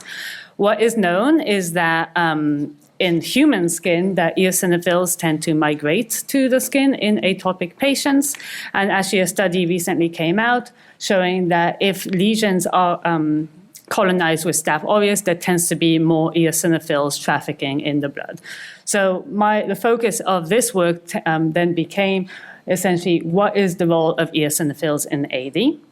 And to try and answer this, I use an epicutaneous mouse model where I shave and depilate the dorsal fur of mice, and I then infect them the following day with Staph aureus. Where I then infect them with Staph aureus on its back, and I then secure this with Tegaderm and a Band-Aid for 7 days. And when you remove the Band-Aid, what you get is essentially skin that mimics atopic dermatitis here, which has increased Th2 responses and IgE. We then use the skin as our endpoint for a variety of different experimental procedures, such as gene sequencing, histology, inflammation, etc. So first we wanted to see, do eosinophils actually traffic to the skin in this model? So I did flow cytometry on skin biopsies from both naive and Staph aureus infected skin for 7 days, and we see that eosinophils are indeed present in the skin. We then used the skin to perform gene expression studies, and we saw an increase in the levels of CCL7 and CCL8, which are both eosinophil chemokines. So these chemokines actually induce the trafficking of eosinophils. What's interesting is that in human patients, CCL7 is the third most common protein found in the serum. So, and this is associated and correlated with disease severity. So this eosinophil trafficking is relatable to human skin. So next, to see whether eosinophils actually have a good or bad role in the skin, we infected wild-type and eosinophil knockout mice with Staph aureus for 7 days, and we then determined the level of inflammation both by disease score and epidermal thickness. And in the absence of eosinophils, there is less inflammation, meaning that eosinophils are indeed contributors to skin inflammation. So to better understand how they're doing this, we then sent these skin biopsies for RNA sequencing. What you see here is a graph where in blue are the pathways that are most downregulated in the eosinophil knockout mice, meaning that eosinophils therefore promote these pathways. We were interested to see that the IL-17 pathway was significantly downregulated in these mice, because we have previously shown that IL-17 is a critical mediator of inflammation in this mouse model. So to see to what degree IL-17 is being expressed, we actually have these dual reporter mice where the TD tomato and GFP open reading frames are under the promoters of IL-17A and F respectively. And so we can therefore monitor where and when IL-17 is being expressed. And you can see IL-17A and IL-17F expression increases 7 days post-infection, which is quantified here. To see exactly which cells are producing these two cytokines, we then did flow cytometry on these skin biopsies, and by gating on these two markers, as well as the various other cell markers, we were able to show that eosinophils and T cells are the main producers of IL-17A. And actually, eosinophils produce more IL-17A than the T cells. And the T cell producing IL-17, we've already published on in the lab. So to see exactly the role of eosinophils producing IL-17 and whether it's actually important for inflammation, we devised an adoptive transfer experiment. So I'll walk you through the steps here.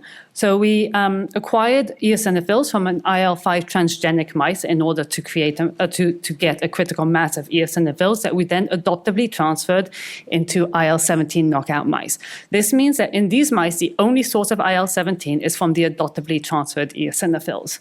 Another layer of complication in this experiment is that we injected them with either neutralizing antibody to IL-17A or an isotype control, meaning that in one group, the only IL-17 produces from eosinophils, and in the other group, there's no IL-17 at all.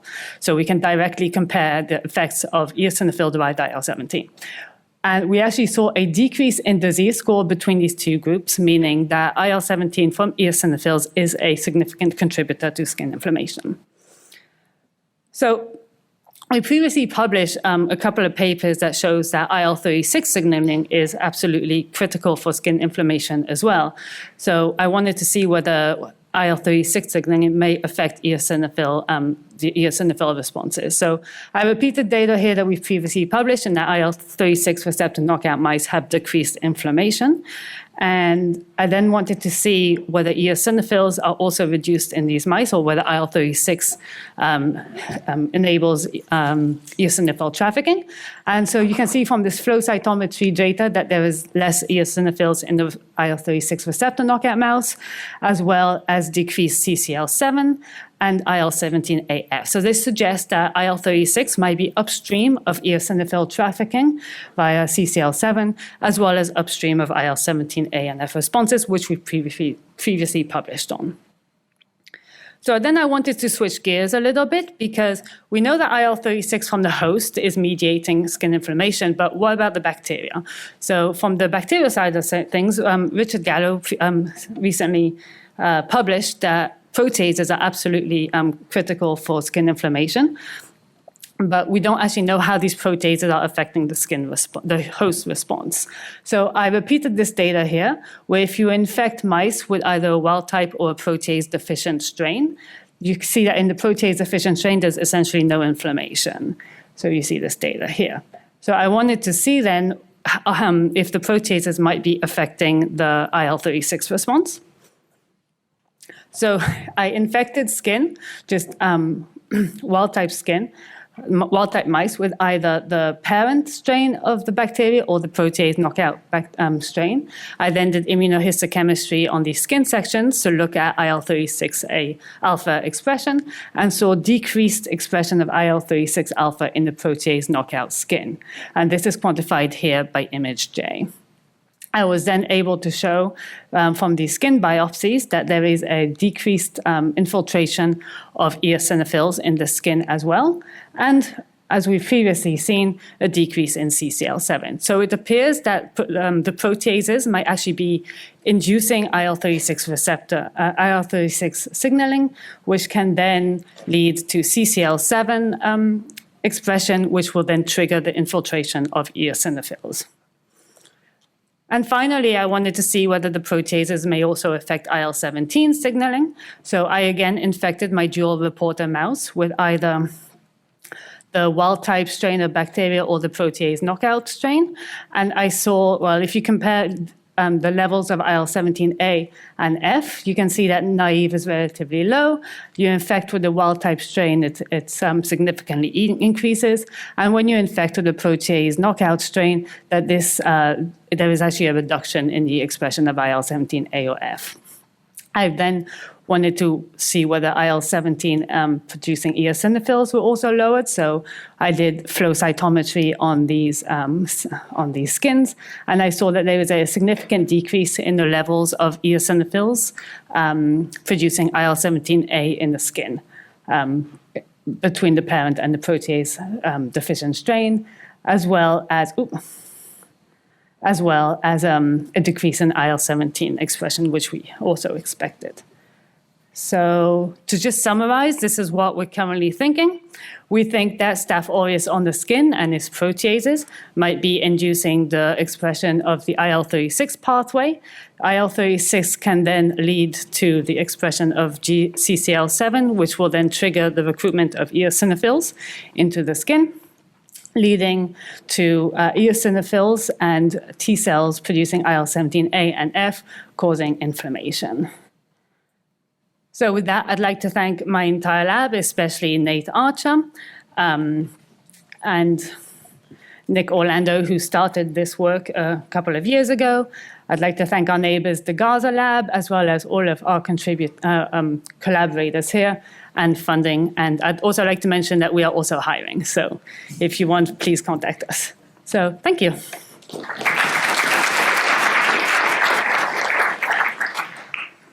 Happy to take questions.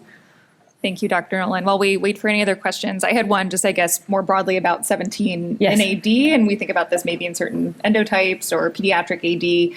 And I mean, are eosinophils more implicated in those endotypes, or is there any data to sort of, argue for this as a clinical source of 17 in those contexts? Oh, so I'm not actually that familiar with like the clinical aspect of things. I'm more of a bench scientist, unfortunately, but I'm not sure about that. Yeah.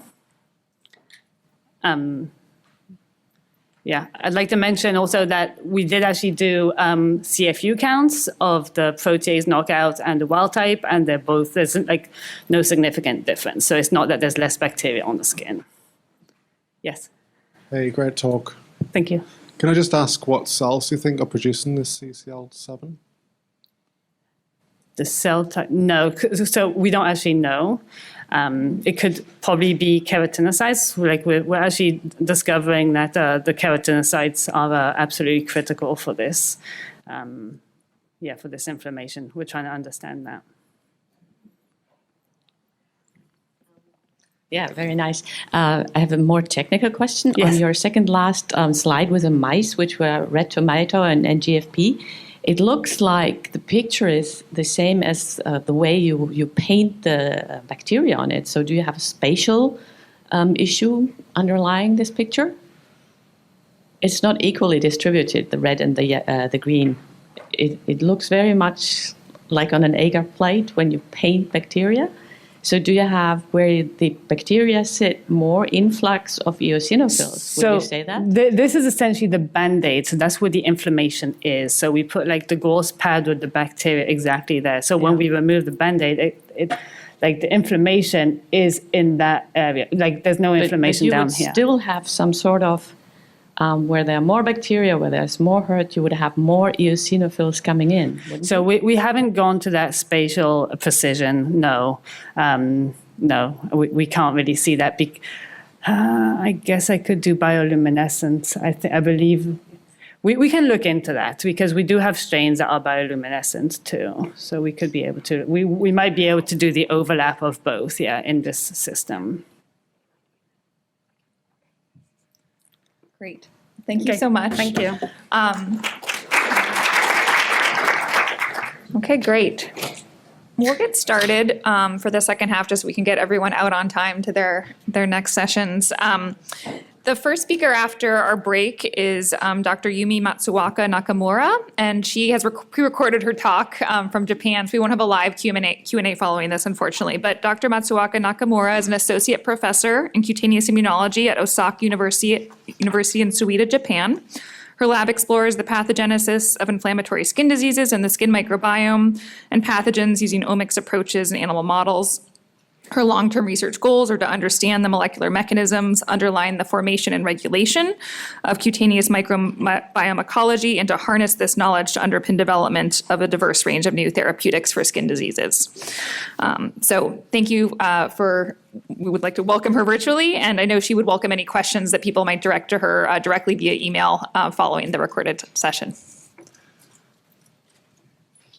Thank you, chairs and organizers, for giving me this opportunity to speak today in IEC meeting. I'm Yumi Matsuoka Nakamura from Osaka University. I really regret that I couldn't participate this meeting on site. Today, I'm going to talk about infantile eczema and Staphylococcus aureus AGR mutations. Staph aureus colonization in atopic dermatitis was already known since 1970s and recently regained attention with the rise of microbiome analysis. Here I show a very famous microbiome analysis data published by Professor Heidi Kong in 2012. You can see here the increased proportion of Staph aureus is observed during atopic dermatitis disease flare. While such method makes it clear that Staph aureus is increasing in regional skin of atopic dermatitis, it is not clear how Staph aureus leads to the pathogenicity of atopic dermatitis. Therefore, we focused on how Staph aureus induces dermatitis through the activation of AGR quorum sensing.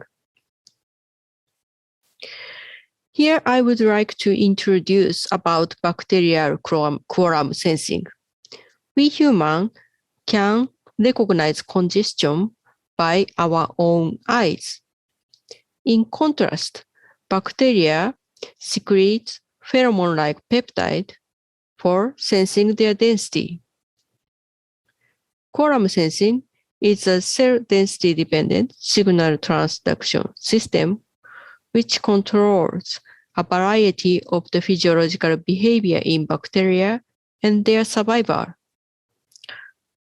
These responses include adaptation to availability of nutrients, defense against other microorganisms which may compete for the same nutrients, and the avoidance of toxic compounds potentially dangerous for the bacteria. For the control of virulence, Staph aureus employs the AGR quorum sensing system that through the intracellular effector molecule RNA3 regulates virulence gene expressions.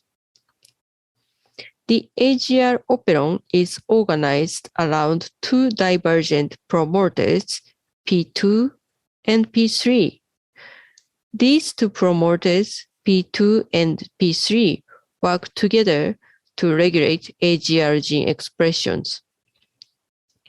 Here you can see a peptide pheromone called oat-inducing peptide, AIP, is translated from AGR-D region. AGR-B transports AIP into extracellular space, and AIP binds to the extracellular domain of AGR-C.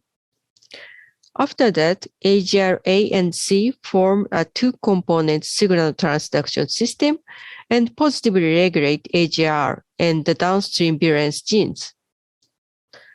Not only delta toxin, but also PSM alpha that I'll talk later are also regulated by this system.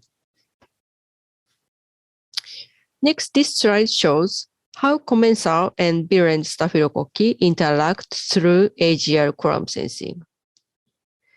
Skin commensal staphylococci, such as Staph epidermidis and Staph rugdunensis, also use AGR quorum sensing. It has long been known that oat-inducing peptide sequences of commensal staphylococci are different from those of Staph aureus, and commensal AIP can reportedly inhibit AGR expression of virulent Staph aureus. A recent paper also demonstrated that if the atopic dermatitis patients have less commensal AIP in their skin, they showed more severe skin symptoms in atopic dermatitis. This AGR and Staph aureus targeted phase 1 clinical trial for atopic dermatitis was performed, and some positive results were published in 2012 from Professor Gallo's group.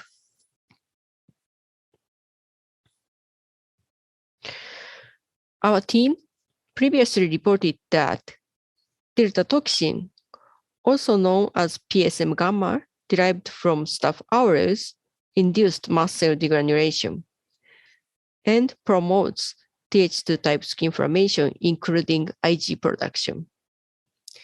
And Staph aureus virulent PSM alpha induces keratinocyte alarmin release to orchestrate Th17 dependent skin inflammation.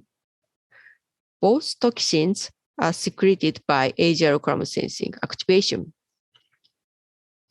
To summarize these two findings, AGR column sensing system-dependent toxin expressions are essential for inducing skin inflammation.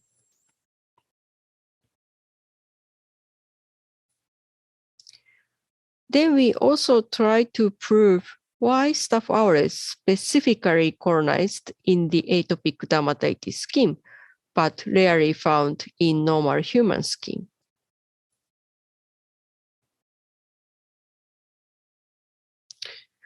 To address this question, we use Staph aureus strains isolated from infant skin. We checked Staph aureus colonization in 1 month and 6-month-old infant cheek at their regular health checkup and followed up to the age of 2 years. Single colony was picked up from the culture plates, and paired culture Staph aureus strains were used for following experiments. At their 1-year and 2-year health checkup, doctors evaluate whether infants had developed atopic dermatitis or not. Here I show the frequency of Staph aureus colonization in 1 month and 6 months infant and atopic dermatitis disease development at 1 year old. Importantly, different from the adult human skin, around 40% of 1 month and 6 months infant were colonized with Staph aureus on the cheek skin. Staph aureus colonization in 1 month old infant did not associate with atopic dermatitis disease development. In contrast, Staph aureus colonized 6 months old infants had significantly higher odds ratio for atopic dermatitis compared to bacteria-negative infant. This result indicates that Staph aureus skin colonization has already been regulated between 1 month and 6 months of age and associated with atopic dermatitis disease development. To identify the genomic loci of Staph aureus important for atopic dermatitis skin adaptation, we performed whole genome sequencing of all infant skin isolated Staph aureus. Here I show a rooted neighbor joining tree of 243 infant isolated Staph aureus strains based on all genome-wide core SNPs. Inner pie chart indicates classical multilocus sequence typing, MLST. Outer colored circle indicate AGR subtypes. Black and red line boxes indicate same clones obtained from an infant at 1 month and 6 months. Red shaded strain name indicates the isolate was from an infant who developed atopic dermatitis at 1 year old. Infant skin isolated strains belong to several sequence types regardless of atopic dermatitis or non-atopic dermatitis, meaning that they are genetically diverse population. Then we analyzed whole genome genomes of infant isolated strain and identified responsible locus for skin colonization. Surprisingly, only difference was detected in the agial column sensing. In the left panel, x-axis means sequence position of AGR and y-axis means the frequency of AG mutations. You can see many turquoise blue spikes observed in AGR-C loci, means that Staph aureus strains from 6 months old infant in non-AD group acquires mutations in AGR loci, especially in AGR-C. The right graph shows that the relative percentage of AGR mutations in isolated from the AD and non-AD group considered all mutations in the entire genome. You can see high frequency of mutations in AGR loci is observed in non-AD isolates compared to AD isolates. These results indicate that high frequency of mutations in Staph AGR loci is observed in non-AD associated infant skin. To confirm the functional importance of AGR mutation, we reconstituted wild-type AGR-C into K51 and K232 strains isolated from non-AD associated infant at 6 months that have AGR-C mutations. These two AGR mutated strains did not express AGR without plasmid injection. However, after plasmid injection, AGR-C was restored in these strains, and they can recognize AIP, resulting in the rescued expression of RNA3. This result indicates that AGR-C mutations acquired in non-AD associated strains are loss of function mutations, and these mutations were functionally important. Finally, to confirm the importance of AGR in skin colonization, we performed epicutaneous Staph aureus disease model in vivo. You can see in the left upper panel, in vitro growth curves of Staph aureus lac wild-type and lac AGR deficient strains were very similar. However, 7 days after skin inoculation, the number of lac AGR deficient strain was significantly decreased compared to its wild-type strain. And inflammatory skin disease of AGR deficient colonized mice was dramatically diminished compared to wild-type colonized mice. This result clearly suggests that AGR expression of Staph aureus is essential for the adaptation to the surface of the skin.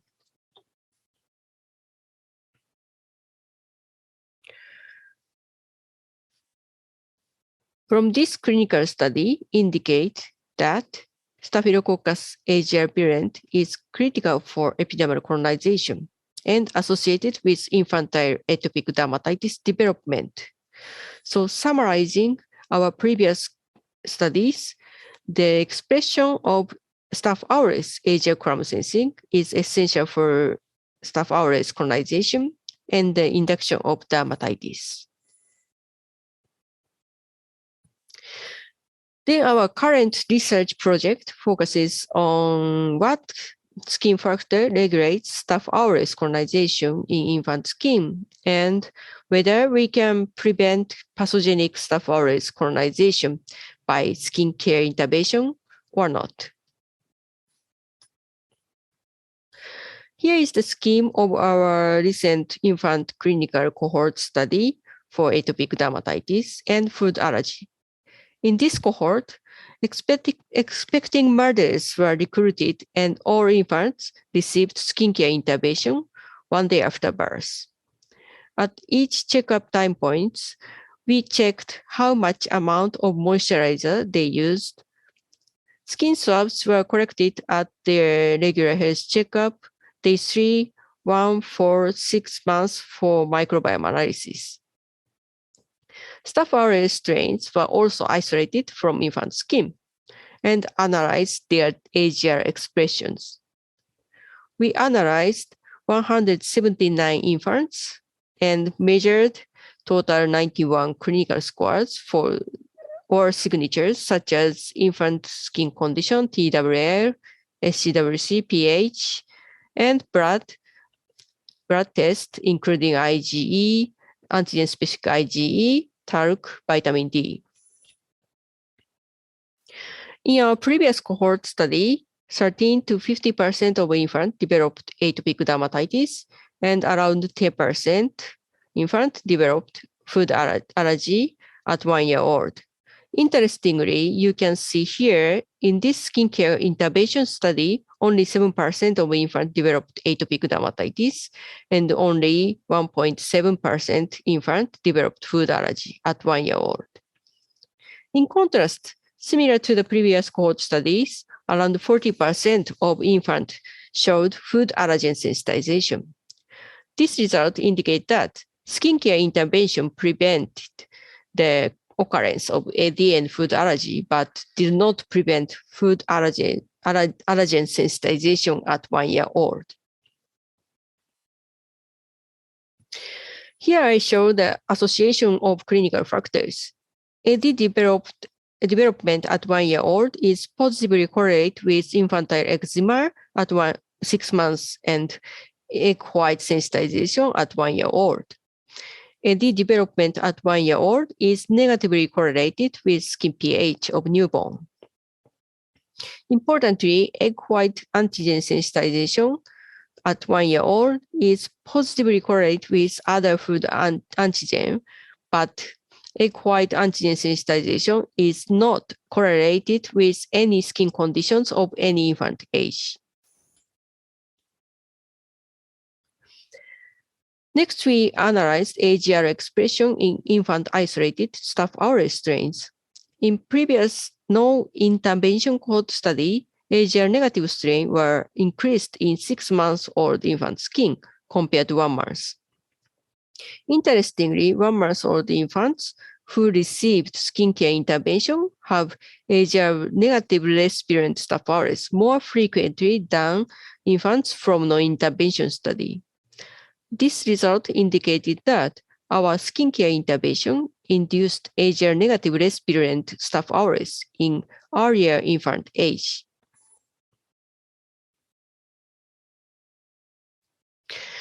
Here I show the microbiome diversity, alpha and beta diversity of infant skin. As expected, you can see increasing microbiome diversity and composition similarity associated with infant age.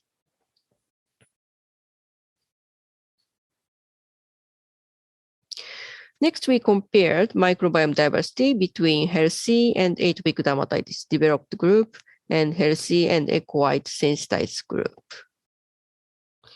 Interestingly, microbiome diversities between healthy and atopic dermatitis are similar at any infant age, while significantly decreased microbiome diversity are observed in egg white sensitized group at 1, 4, and 6 months of age.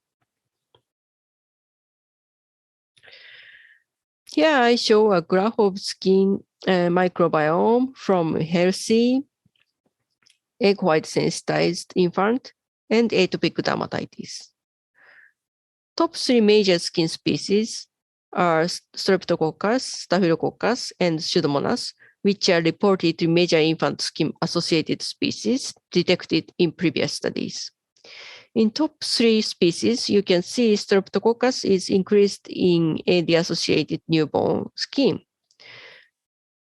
To identify the skin microbiome signatures in AD and antigen-sensitized infant, we performed 2 different types of microbiome analysis and calculate LDS score and FDR.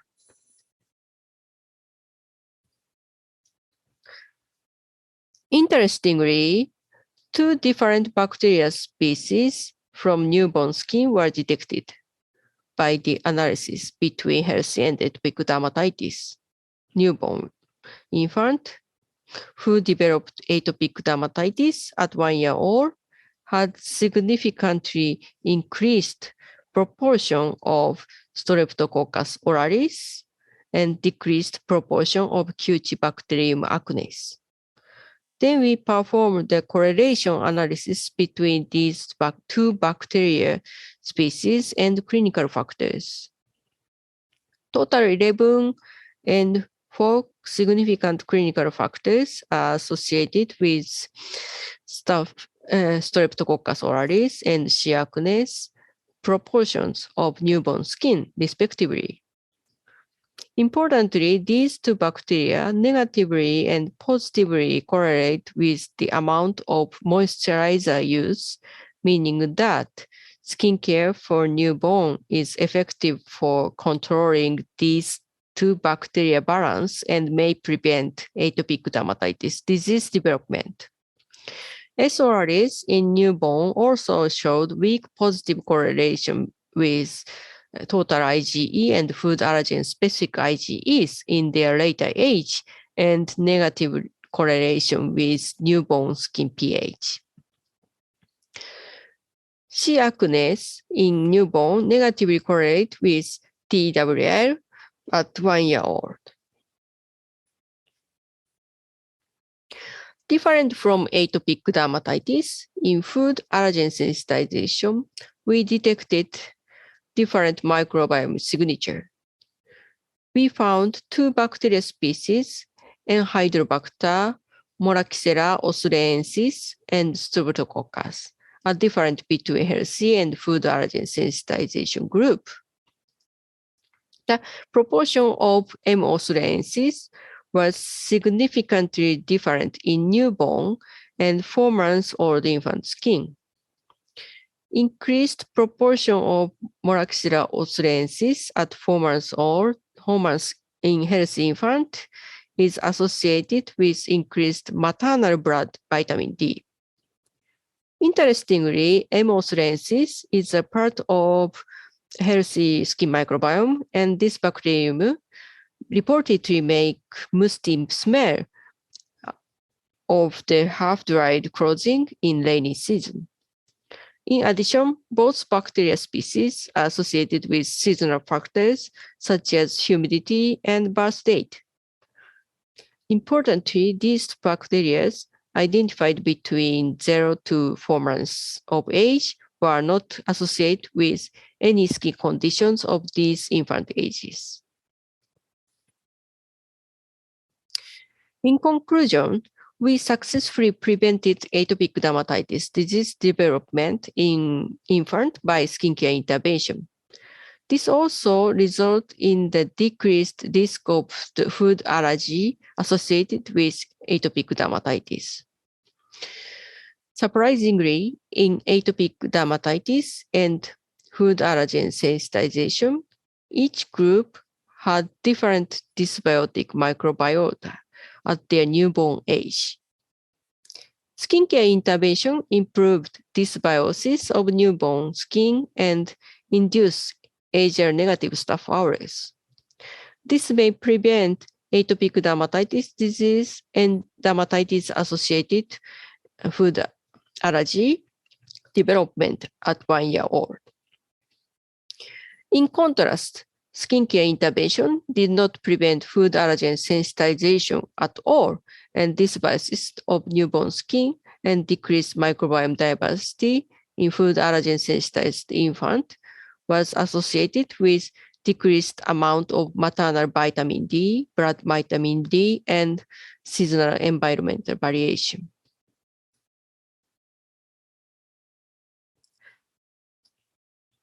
This is my take-home messages of today's talk. We previously reported that AGR column sensing dependent PSM expressions of Staph aureus are essential for inducing skin inflammation. Then, from our previous infant cohort study, the expression of Staph aureus AGR column sensing is essential for Staph aureus skin colonization. We recently performed skincare intervention study and collected microbiome samples from infant skin. This study clearly indicated that skincare improves the dysbiosis of newborn and infant skin and induced Asia-negative Staph aureus that may reduce the risk of infantile atopic dermatitis and food allergy. I would like to acknowledge my colleagues and collaborators. Thank you for your attention.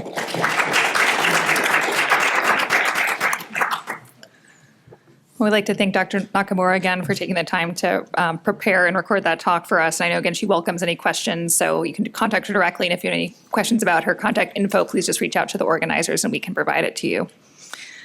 So I'd like to move on to our next speaker, Dr. Helen Alexander. Dr. Alexander is a clinical research fellow at King's College London and Guy's and St. Thomas's NHS Foundation Trust in London. She is pursuing her PhD during her dermatologist training, examining the role of the skin microbiome in AD under the supervision of Dr. Karsten Flohr. And her project investigates the role of Staphylococcus aureus in AD and how it might interact with the cutaneous immune system to drive inflammation. So join me in welcoming Dr. Alexander. Thank you. Thank you. Hi, everyone. Good afternoon. My name's Helen Alexander. I'm a clinical research fellow from King's College in London, and I'd like to thank very much the organisers for giving me the chance to speak today about host microbiome metabolic interactions in atopic dermatitis. So I have no conflicts of interest. So what I'd like to speak about today are the metabolic links between the skin microbiome, the gut microbiome, and the immune system in the skin. We know that the microbiome is altered in atopic dermatitis, and I'll be focusing on the fact that each of these three systems are highly metabolically active. And so raising the question of whether the changes that we see in the microbiome in AD may induce changes in metabolites and in metabolic pathways, which then may induce changes in the immune system in the skin. So first, I'll just give an overview of immunometabolism. I'll then speak through some of the metabolite-mediated host-skin interactions in the disease, and then move on to the gut microbiome and how there may be crosstalk between the gut and the skin in atopic dermatitis, and then finally touch upon how we may be able to harness these interactions to potentially treat the disease. So immunometabolism. So traditionally, cellular metabolism has been thought of as functioning to provide energy for cells and to produce building blocks like amino acids, nucleotides, and lipids. But we now know that these processes have a broad range of immunologic regulatory functions in cells. So, for example, some metabolites can directly induce pro-inflammatory signals. So succinate, deriving from the Krebs cycle, has been shown to accumulate in immune cells during inflammation. It stabilizes HIF-1 alpha and can then lead to the production of IL-1 beta and drive inflammation. And then in contrast, other metabolites that derive from the Krebs cycle, such as itaconate, can counteract this inflammation. So binding to its receptor, NRF2, can enter the nucleus and then induce transcription of antioxidant and anti-inflammatory genes. Thirdly, metabolites can regulate post-translational modification of DNA and histones. So again, here, acetyl-CoA, which also derives from a TCA cycle intermediate, is actually the main acetyl group donor for protein acetylation, which can regulate the cell cycle and cell proliferation and is implicated in sort of oncogenesis. In addition, these metabolites can bind to RNA. And so, for example, here, GAPDH, previously thought to have a kind of simple kind of housekeeping role in glucose metabolism in cells, is now known to be involved in many cellular processes, to inhibit translation, to be involved in DNA repair, and implicated in a range of diseases. And finally, we know that immune cells can require metabolic reprogramming for their activation. So dendritic cells and macrophages, which sample their microenvironment, can detect changes in metabolites, then become activated and activate T cells. And T cells themselves can also be regulated by metabolic mediators. So these metabolic mediators in the table here, which traditionally have metabolic functions, are now known to induce a number of changes in T cells, including the differentiation into Th2 and T regulatory cells. So taken together, this wide range of immunometabolic interactions raises the interesting consideration that, maybe changes in the microbiome induces changes in metabolites on the skin, and whether this can induce changes in the immune system in inflammatory skin disease. Having said that, most of these studies which demonstrated these principles of immunometabolism were undertaken in mice or in human immune cells, but from lymphoid tissues or blood, and the metabolic microenvironment of the skin is likely to be very different. There are actually very few studies reporting metabolite levels in the skin and at different skin sites. We know that it's likely to be restricted generally in nutrients, particularly in glucose. There'll be relatively high levels of salt, and it's rich in lipids and proteins, with the proteins coming from dead keratinocytes and degrading keratin filaments from the stratum corneum. So how does the skin microbiome come into this? So the skin microbiome will be metabolically active as well, and there have been a number of metabolite-mediated interactions that may be relevant in atopic dermatitis. So firstly, skin microbial short-chain fatty acids. So this study showed that the very abundant skin commensal Cutibacterium acnes can ferment glycerol in mouse skin to produce short-chain fatty acids, butanoate and propionate, and then these were shown in mice skin to suppress the growth of MRSA, so suggesting that these have an anti-inflammatory role and sort of anti-Staph aureus role. Similarly, this study, also in mice, they applied sodium butyrate, either injected or applied topically, and found that it reduced contact hypersensitivity measured by the skin thickness, and this was thought to be via expansion of regulatory T cells. And then finally, thinking about mechanisms of how these fatty acids can induce changes in T cells, this study showed how skin-resident T cells can uptake and metabolize the fatty acids, and that this is regulated by the transcription factor PPAR-gamma, and this PPAR-gamma also regulates Th2 function, so suggesting this may be partly the mechanism of how this interaction happens. So in contrast to these anti-inflammatory effects of short-chain fatty acids, these two studies suggest that maybe microbial amino acid metabolism in AD may have a pro-inflammatory role. So in these studies, the skin microbiome was sampled from children and adults with AD, and they found that in the AD subjects, there was increased metabolism of arginine and proline amino acids in atopic dermatitis. This may be relevant in the context of AD because these pathways result in the production of ammonia, and ammonia may increase the skin pH. This is known to be a feature of atopic dermatitis. It's associated with increased protease activity on the skin, reduced lipid formation, and inactivation of antimicrobial peptides. So potentially these microbial pathways, which are increased in the disease, may contribute to the impaired skin barrier and the increased colonization of pathogens like Staph aureus in AD. And in addition, in the study from John Common's group, they also showed the reduced tryptophan metabolism in atopic dermatitis. And that's in keeping with this other study, which also found reduced tryptophan metabolism and reduced production of the metabolite indole-3 aldehyde in AD. And this is thought to regulate inflammation in the skin by activation of the aryl hydrocarbon receptor, which inhibits production of TSLP, a known mediator in the immunopathogenesis of AD. So then moving on to glucose metabolism. So this data comes from the Mars study, which our group was part of. And here we compared the microbial metabolic pathways in adults with atopic dermatitis, and we split them into those with the highest abundance of Staph aureus, which are the columns in blue, and then those with the lowest or absence of Staph aureus, which are the ones in orange. And then we compared the microbial metabolic pathways in these two groups, and you can see in the Staph aureus high AD that there are a number of pathways related to hexose and glucose metabolism that are upregulated in the Staph high AD. So galactose metabolism, glycolysis, the glucose phosphotransferase system, and the two-component regulatory system were all increased, suggesting that glucose metabolism may mediate this interaction between Staph aureus and the host in Staph aureus high AD. And we know that atopic dermatitis is associated with obesity and the hyperglycemic metabolic syndrome. And it's also been shown that in subjects with atopic dermatitis, there's an increased concentration of glucose in the sweat on the skin and increased expression of the glucose transporter GLUT2.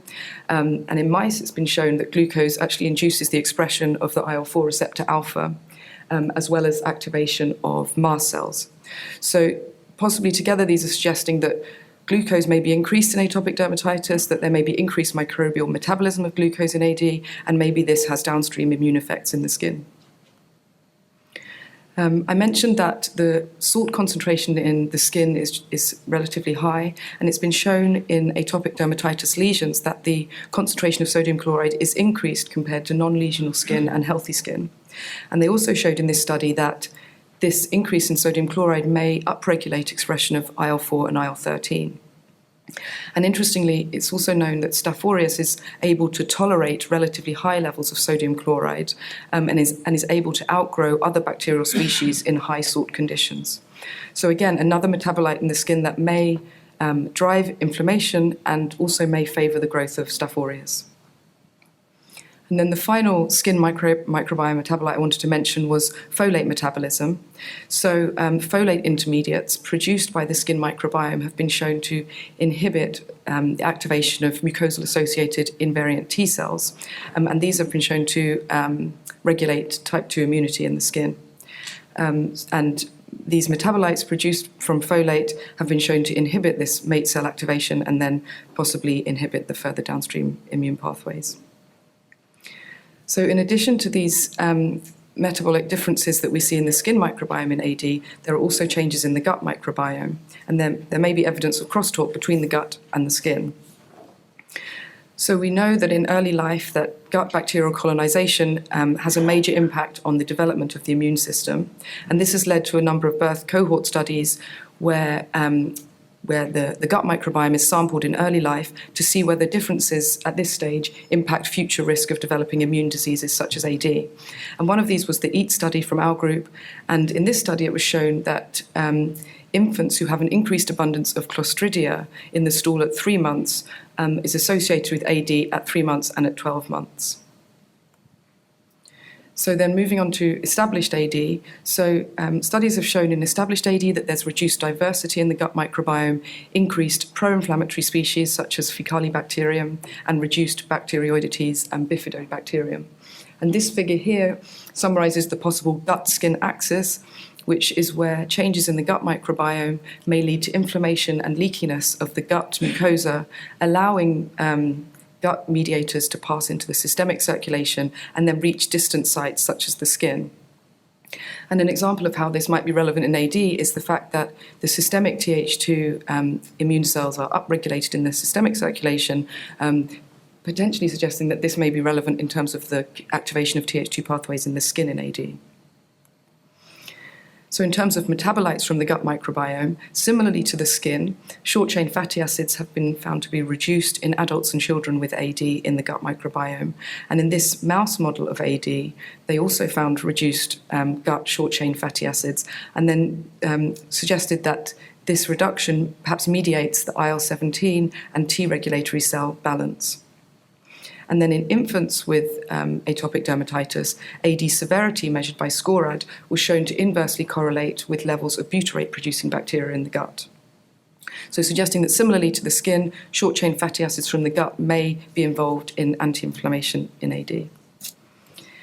I mentioned that the amino acids from the skin may have a pro-inflammatory role, and there's some evidence that amino acid arginine from the gut may also be involved. So this is known to affect T cell metabolism and function in anti-tumor T cell therapies. And in this animal model, where they increased arginine in the diet of the animals, this resulted in enhanced systemic T cell maturation and led to increased skin contact allergy reactions. And finally, from the gut microbiome, this is also thought to produce amino acids which may mediate itch in atopic dermatitis. So lactobacilli found from fermented foods is thought to produce the neuroendocrine itch mediator GABA, which may reduce itch in AD. And in contrast, tryptophan also can be produced from the gut microbiome, is thought to increase sensations of itch in the skin. And so we've seen that there's a number of possible metabolic links between the microbiome and the immune system in the skin. And so it raises the question of whether these could be exploited to possibly treat the disease. So in addition to prebiotic and probiotic, perhaps postbiotic therapies in which metabolites from bacteria are used may show promise in the future for the treatment of AD. So this table summarizes some of the possible metabolic targets and the therapeutic strategies that could be used against them. So, for example, for the short-chain fatty acids, which may be protective, these could be applied topically, or C. acnes, which produces them, could be used as a possible intervention. Regarding the beta oxidation of free fatty acids, which is thought to be the key step in mediating the short-chain fatty acids and T-cell function, PPAR gamma, which regulates this, is already an established drug target, and in mouse models, inhibiting this has been shown to reduce the survival and maintenance of cutaneous T-cells. Regarding glucose metabolism, which may be associated with Staph aureus high AD, metformin, the anti-diabetes drug, has been shown to reduce glucose transporter expression and airway infiltrating Treg cells in asthma models, and in an autoimmune MS model was shown to decrease Th17 cell responses. Regarding the folate metabolism, this has been tested using a synthetic folate metabolite to block the mate cell activation and has been shown to reduce pathology in a mouse model of AD. And then regarding the itch-mediating pathways, probiotics which produce these neuroactive molecules such as gamma could be given to potentially try to mediate this. And then finally, although we don't know which metabolic pathway it may be targeting, I thought it was interesting to see this study showing the cell-free supernatant of Staph hominis, the skin commensal, isolated from healthy skin, was found to increase tight junction function in vitro in a keratinocyte monolayer, suggesting that maybe metabolites produced by the skin commensal can mediate tight junction function and the skin barrier in AD. So to conclude, we've seen that there are a number of metabolic links between the microbiome and the skin that may be relevant in atopic dermatitis. Specifically, we see the short-chain fatty acids, amino acids, glucose metabolism, folate metabolism, and sodium chloride, each of which may interact with different components of the cutaneous immune system, the skin barrier, and the environment in terms of how well it can be colonized by Staph aureus. And this raises the exciting potential of possible postbiotic therapy in atopic dermatitis, but we need further understanding of the mechanisms which may underlie these interactions, and we need better quantification of the metabolite levels on the skin, particularly short-chain fatty acids, glucose and amino acids in both healthy skin and atopic dermatitis and across different skin sites. And if we can understand how these metabolite-mediated interactions may vary over the course of disease flares or in different clinical phenotypes of atopic dermatitis, we may be able to better treat the disease more effectively and in a more targeted way. So I'd like to thank my supervisor, Carsten Floor, all of our colleagues at King's and collaborators at King's, at the Karolinska Institute, at Sanofi, and from the Mars Project, and then our funders from Sanofi and the NIHR BRC Francis Crick Institute. And thank you for listening.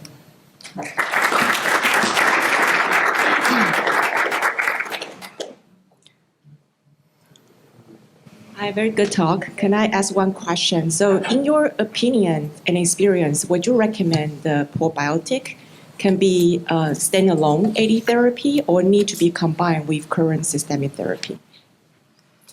Probiotics, I think, have been tested in atopic dermatitis. I think from my understanding, kind of mixed results, and perhaps we don't quite have enough evidence for them to say that they are particularly effective or should be used yet, but it may be that we need to find better ones or higher concentrations of bacteria or refine them. But as far as I'm aware, they're not widely being used yet. Dr. Alexander, I think it's great to think about the individual molecules beyond kind of what we've talked already about individual strains or variants of bacteria. I mean, the complexity of the metabolites, as you mentioned, is sort of the host-derived versus the microbe-derived in the system, and what's contributing more. Do you have, sort of a wish list of the kind of study that would be done to kind of disentangle that at all? Disentangle between host and microbe-derived metabolites. Yes, I mean, and its sort of contribution to maybe the pathology and inflammation AD. I don't actually, but I would like to be able to do that. I think that there's so little, as far as I'm aware, known about the metabolites on the skin that first it would just be good to know what the levels of them are and how are they interacting wherever they're coming from, whether it's the host or the microbes, and then I guess that will be the next step. But in the gut, it seems like they've started to curate maybe lists of things that can only be produced by microbes or have the certain gene clusters in the metagenomic data or something. It'd be nice to see that develop for skin strains, maybe. Yeah. Sure. Awesome. Thank you so much. Well, great. We have our final talk by Dr. Cassandra Quave, who we're really excited was able to join us today. She's an associate professor of dermatology and human health at Emory University and the curator of the Emory Herbarium in Atlanta, Georgia. There she leads an anti-infective drug discovery initiative and teaches courses on medicinal plants, natural products, microbiology, and pharmacology. As a medical ethnobotanist, Dr. Quave's work focuses on documentation and pharmacological evaluation of plants used in traditional medicine, and really excited to hear her thoughts today on how these could be maybe leveraged for anti-staph treatment in AD. Thank you so much for having me. I mean, what a fabulous lineup of speakers. And it's made my job really easy being the last speaker because I don't have to go into all the mechanics of the AGR operon. So that's already been done. And I can just really focus on some of the interesting work that we're doing on botanicals and their antivirulence properties. These are my disclosures. These aren't relevant to the exact technologies I'm talking about today. Okay, so just a little bit of background of some of the work that we've been doing on staphylococcal virulence in AD. We recently published a paper where we looked at 30 patients. These are pediatric patients, so children and young adults, taking skin swabs from multiple sites from the AD flares, from the nares, and then normal unaffected skin. We looked at AD severity by SCORAD and then also assessed basically the hemolytic potential of these strains. It's well known, as we've seen today, that staphylococci heavily colonize AD flare sites, but I'm really interested in differential expression of virulence factors because we've noted over time that indeed there is a great difference from strain to strain. Here you can see, I want you to focus mainly on panels B and D. B is showing isolates from the nares, and D is showing isolates from affected skin. And you can note that there's a very clear stepwise correlation between disease severity and hemolytic activity of these different isolates. This represents over 1,000 isolates that were taken from these flare sites. I'm actually just going to go back and just note this is in rabbit blood agar, and this was measured by looking at those zones of hemolysis. And so we've already covered the importance of the AGR operon. It is a global regulator of staphylococcal virulence. And I became really interested in this actually when I was in graduate school many, many moons ago. When I was studying medicinal plants that were used by traditional healers to treat inflammatory skin disease, but which really didn't show any form of classic antibiotic activity. So there was no growth inhibition. And my thought process at the time was that there must be some other explanation why these healers continue to place these plants on the skin for the purposes of mitigating these kind of inflammatory diseases and infectious skin diseases. And so early on, there was a paper that was put out by Michael Otto at NIH around this period where he had developed a method for measuring or quantifying absolute levels of delta toxin by HPLC within the cell-free supernatant of these strains. And so I took that method and then optimized it for high-throughput testing of botanical inhibitors of the system. So I looked for those inhibitors basically by measuring differential production of delta hemolysin. Here you can see in the figure we have deformulated and formulated delta toxin, which shows up on your HPLC chromatogram. But what else the other thing that we really noted is that across different strains, there are very big differences actually in the levels of delta toxin that each strain produces. Recently, I worked with Tim Reed's group at Emory University. He's a staph genomics expert, and we sequenced around 124 isolates of staph and compared those to their absolute capacity for producing delta toxin. And what was really interesting is out of this study, it was revealed that there are a number of genes beyond HLD that are important to delta toxin production, but in particular, this revealed for the first time that CAR-A is an essential gene in this process in USA 300 isolates of staph. Now let's get to the plants. Okay, this is kind of the basis of my thought process of where I think that botanicals can play a big role. So I mentioned earlier that I had noted both in current healers or using these plants topically, but also we find strong evidence of the use of botanicals topically going back centuries. Here's one example of the Brazilian pepper tree, or Schinus terebinthifolia. It's in the Anacardiaceae family, or the same family where you find plants like mangoes. If you look back to the Brazilian Pharmacopoeia in the 1600s, there are records in Latin that show that compositions of the fruits were actually prepared as poultices to treat wounds and ulcers. And I'm very interested in any sorts of topical applications to these sorts of infectious skin diseases. And so working with Alex Horswell's group, we used his AGR reporter systems, which are basically a fluorescent reporter system, where we can measure optical density and fluorescence for these 4 different AGR types. We've already discussed there are 4 types based on the different auto-inducing peptides that staph produce. And what we found was within the fruits of this Brazilian pepper tree, extract 430 is the crude extract of the plant. And then as we go into further and further refinement, 430D is a butanol partition, and 430DF5 is a flash chromatography fraction, still very chemically complex, hundreds of molecules present in that 430DF5. But we found a very clear link between these compounds and their ability to inhibit AGR functionality in the absence of growth inhibition. So some of the next steps that we took were we looked at this in an intradermal mouse model, again, working with Dr. Horswell's group, and found that this composition from the botanical actually does abate dermonecrosis in this model. And this was the single concentration dose that's given at the time of injection into the skin along with the staph. And we can measure this also by IVUS to look at reporter activity in vivo, and also see again that this is targeting this system in vivo. And so one of the big challenges in this kind of work is going from hundreds of different molecules to isolating the individual compounds. It's something my lab has become really good at. We're great at finding the needles in the vast haystack of chemical diversity within plants. And these are 3 of the molecules that we discovered from this particular plant that are very effective in our in vitro models in blocking AGR functionality. These are all triterpenoid acids, and this is the first report of triterpenoid acids to have such effects against staphylococcal AGR.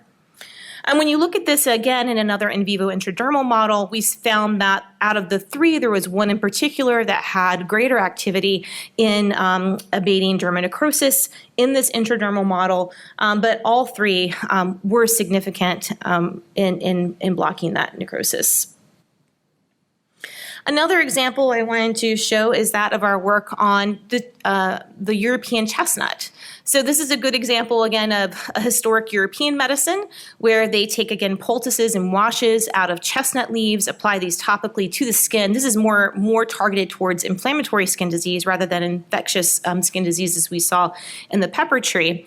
And again, it did not show any growth inhibitory activity in our laboratory models, but was a very effective inhibitor of AGR as detected by our use of these reporter models. We discovered a new compound. It's called Castaneroxy A. We named it that based off of the genus Castania for this species. And it is a unique compound because it is a hydroperoxy cycloartane and has that kind of triangular structure you can see in the cycloartane group. This has shown both, again, potent activity in our models. It also has a good selectivity index with low toxicity against human keratinocytes. Unlike the triterpenoid acids from pepper tree, this does not have any impact on biofilm inhibition. The triterpenoid acids actually do block biofilm formation at early stages of development. Again, in this intradermal model, we found that Castaneroxy A showed potent inhibition of dermonecrosis, and it protects the murine skin from degradation. We also saw this at 2 different doses, looking at 10 micrograms and 50 microgram single injections at the time of infection. And so some of the places that I'd really love to go with this work is to better explore the antivirulence properties of these particular compounds in murine models of atopic dermatitis. I think this is a really interesting approach because we're really starting with human uses of natural compounds and then going back to understand how could they possibly be working. My long-term vision is to see can these actually be applied as single compounds, perhaps as a new therapeutic model for addressing atopic disease, especially in pediatric populations.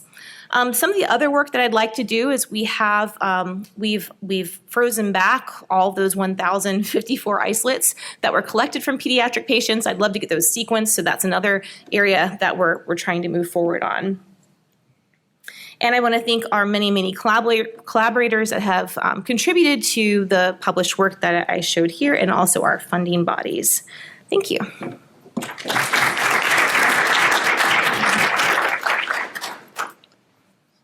Thanks, Dr. Quave. I have a first question. I mean, I think this concept of trying to inhibit AGR quorum sensing is new and exciting. And in addition to your work, obviously, there's been the notion of using sort of endogenous coag-negative staph for that. Do you have any specific thoughts about advantages of this approach versus drawbacks versus sort of the, bacteria on bacteria approach?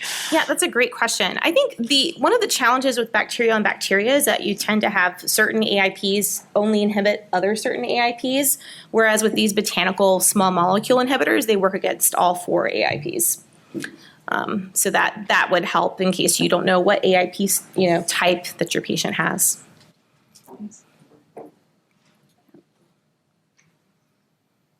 That was a lovely talk. So I love the idea of trying to purify these really complicated molecules and use them. But is there any interest in just using the same plant extracts like right away, right now, like inhibiting AGR and just trying that out? Yeah, that's a great question. This is something I'm struggling with from a development stance. I think there are 3 different development pathways that we could take. We could either go the single compound route through the classic FDA approval pathway to go through, go towards IND that way. There is also an FDA pathway known as the botanical drug pathway, which also has all the same levels of rigor as a single compound. Only 2 drugs have made it through that pathway so far, so there's a little bit of a high bar to hit there. The other possibility is to try and wrap this into an OTC formula. There's no monograph, though, for these, obviously, so it would have to be piggybacked into an existing monograph. Hi, great talk, Giorgio Dell'Acqua Nutrafol. So my question is, would you imagine the use of this compound as topical or as a supplement? And if it's a supplement, then would you use standardized extracts? So what would be the application for you? Thank you. I would use these topically. That's how they're used in traditional medicine. These are not taken internally as teas, and I don't really know about the bioavailability to the skin. Were they taken orally? So I would say definitely topically as a possible application. Great. Well, thank you again, Dr. Quave.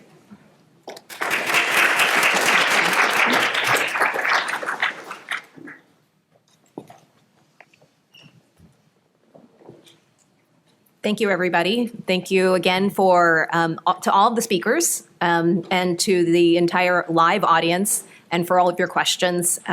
Today, we heard about the subtypes of AD as well as caregiver sharing of Staph aureus, as well as interesting thoughts about the on-individual evolution of Staph aureus.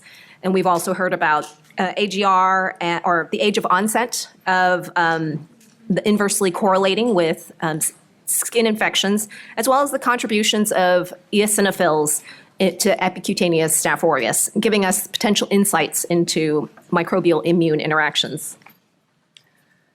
In the second half, we heard a little bit more about, again, quorum sensing and the importance of AGR, both in the ability of Staph aureus to kind of live on skin, maybe specifically atopic dermatitis skin, as well as its role in skin inflammation, and some really interesting ways to think about how that might, specifically those AGR sort of function might be retained in atopic dermatitis individuals and maybe evolve out of individuals who have Staph aureus early in life but don't go on to develop AD. From Dr. Quave just now about ways to maybe target that AGR system to kind of improve the therapeutic direction of AD by trying to minimize the toxins that seem to have this really important clinical inflammation phenotype. Also sort of from Dr. Nakamura, again, sort of an evolving understanding maybe about the early life connection between, again, this microbiome before onset of AD, how that could be intervened upon potentially through topicals, and I think really still trying to dissect, though, the role of the microbiome in that piece. And from Dr. Alexander, again, sort of just this new thoughts about really, we're getting, below now sort of the level of strains maybe, and, further into variants, certainly as we heard from Tammy. But what are those individual metabolites that we should be thinking about as relate to the bacteria that we see in atopic dermatitis skin? How does that further the immunopathology and or drive which bacteria we see there? So we'd like to close out the session. Thank you very much for your participation, and just a reminder about completing the survey. So thank you very much. Enjoy the rest of the meeting.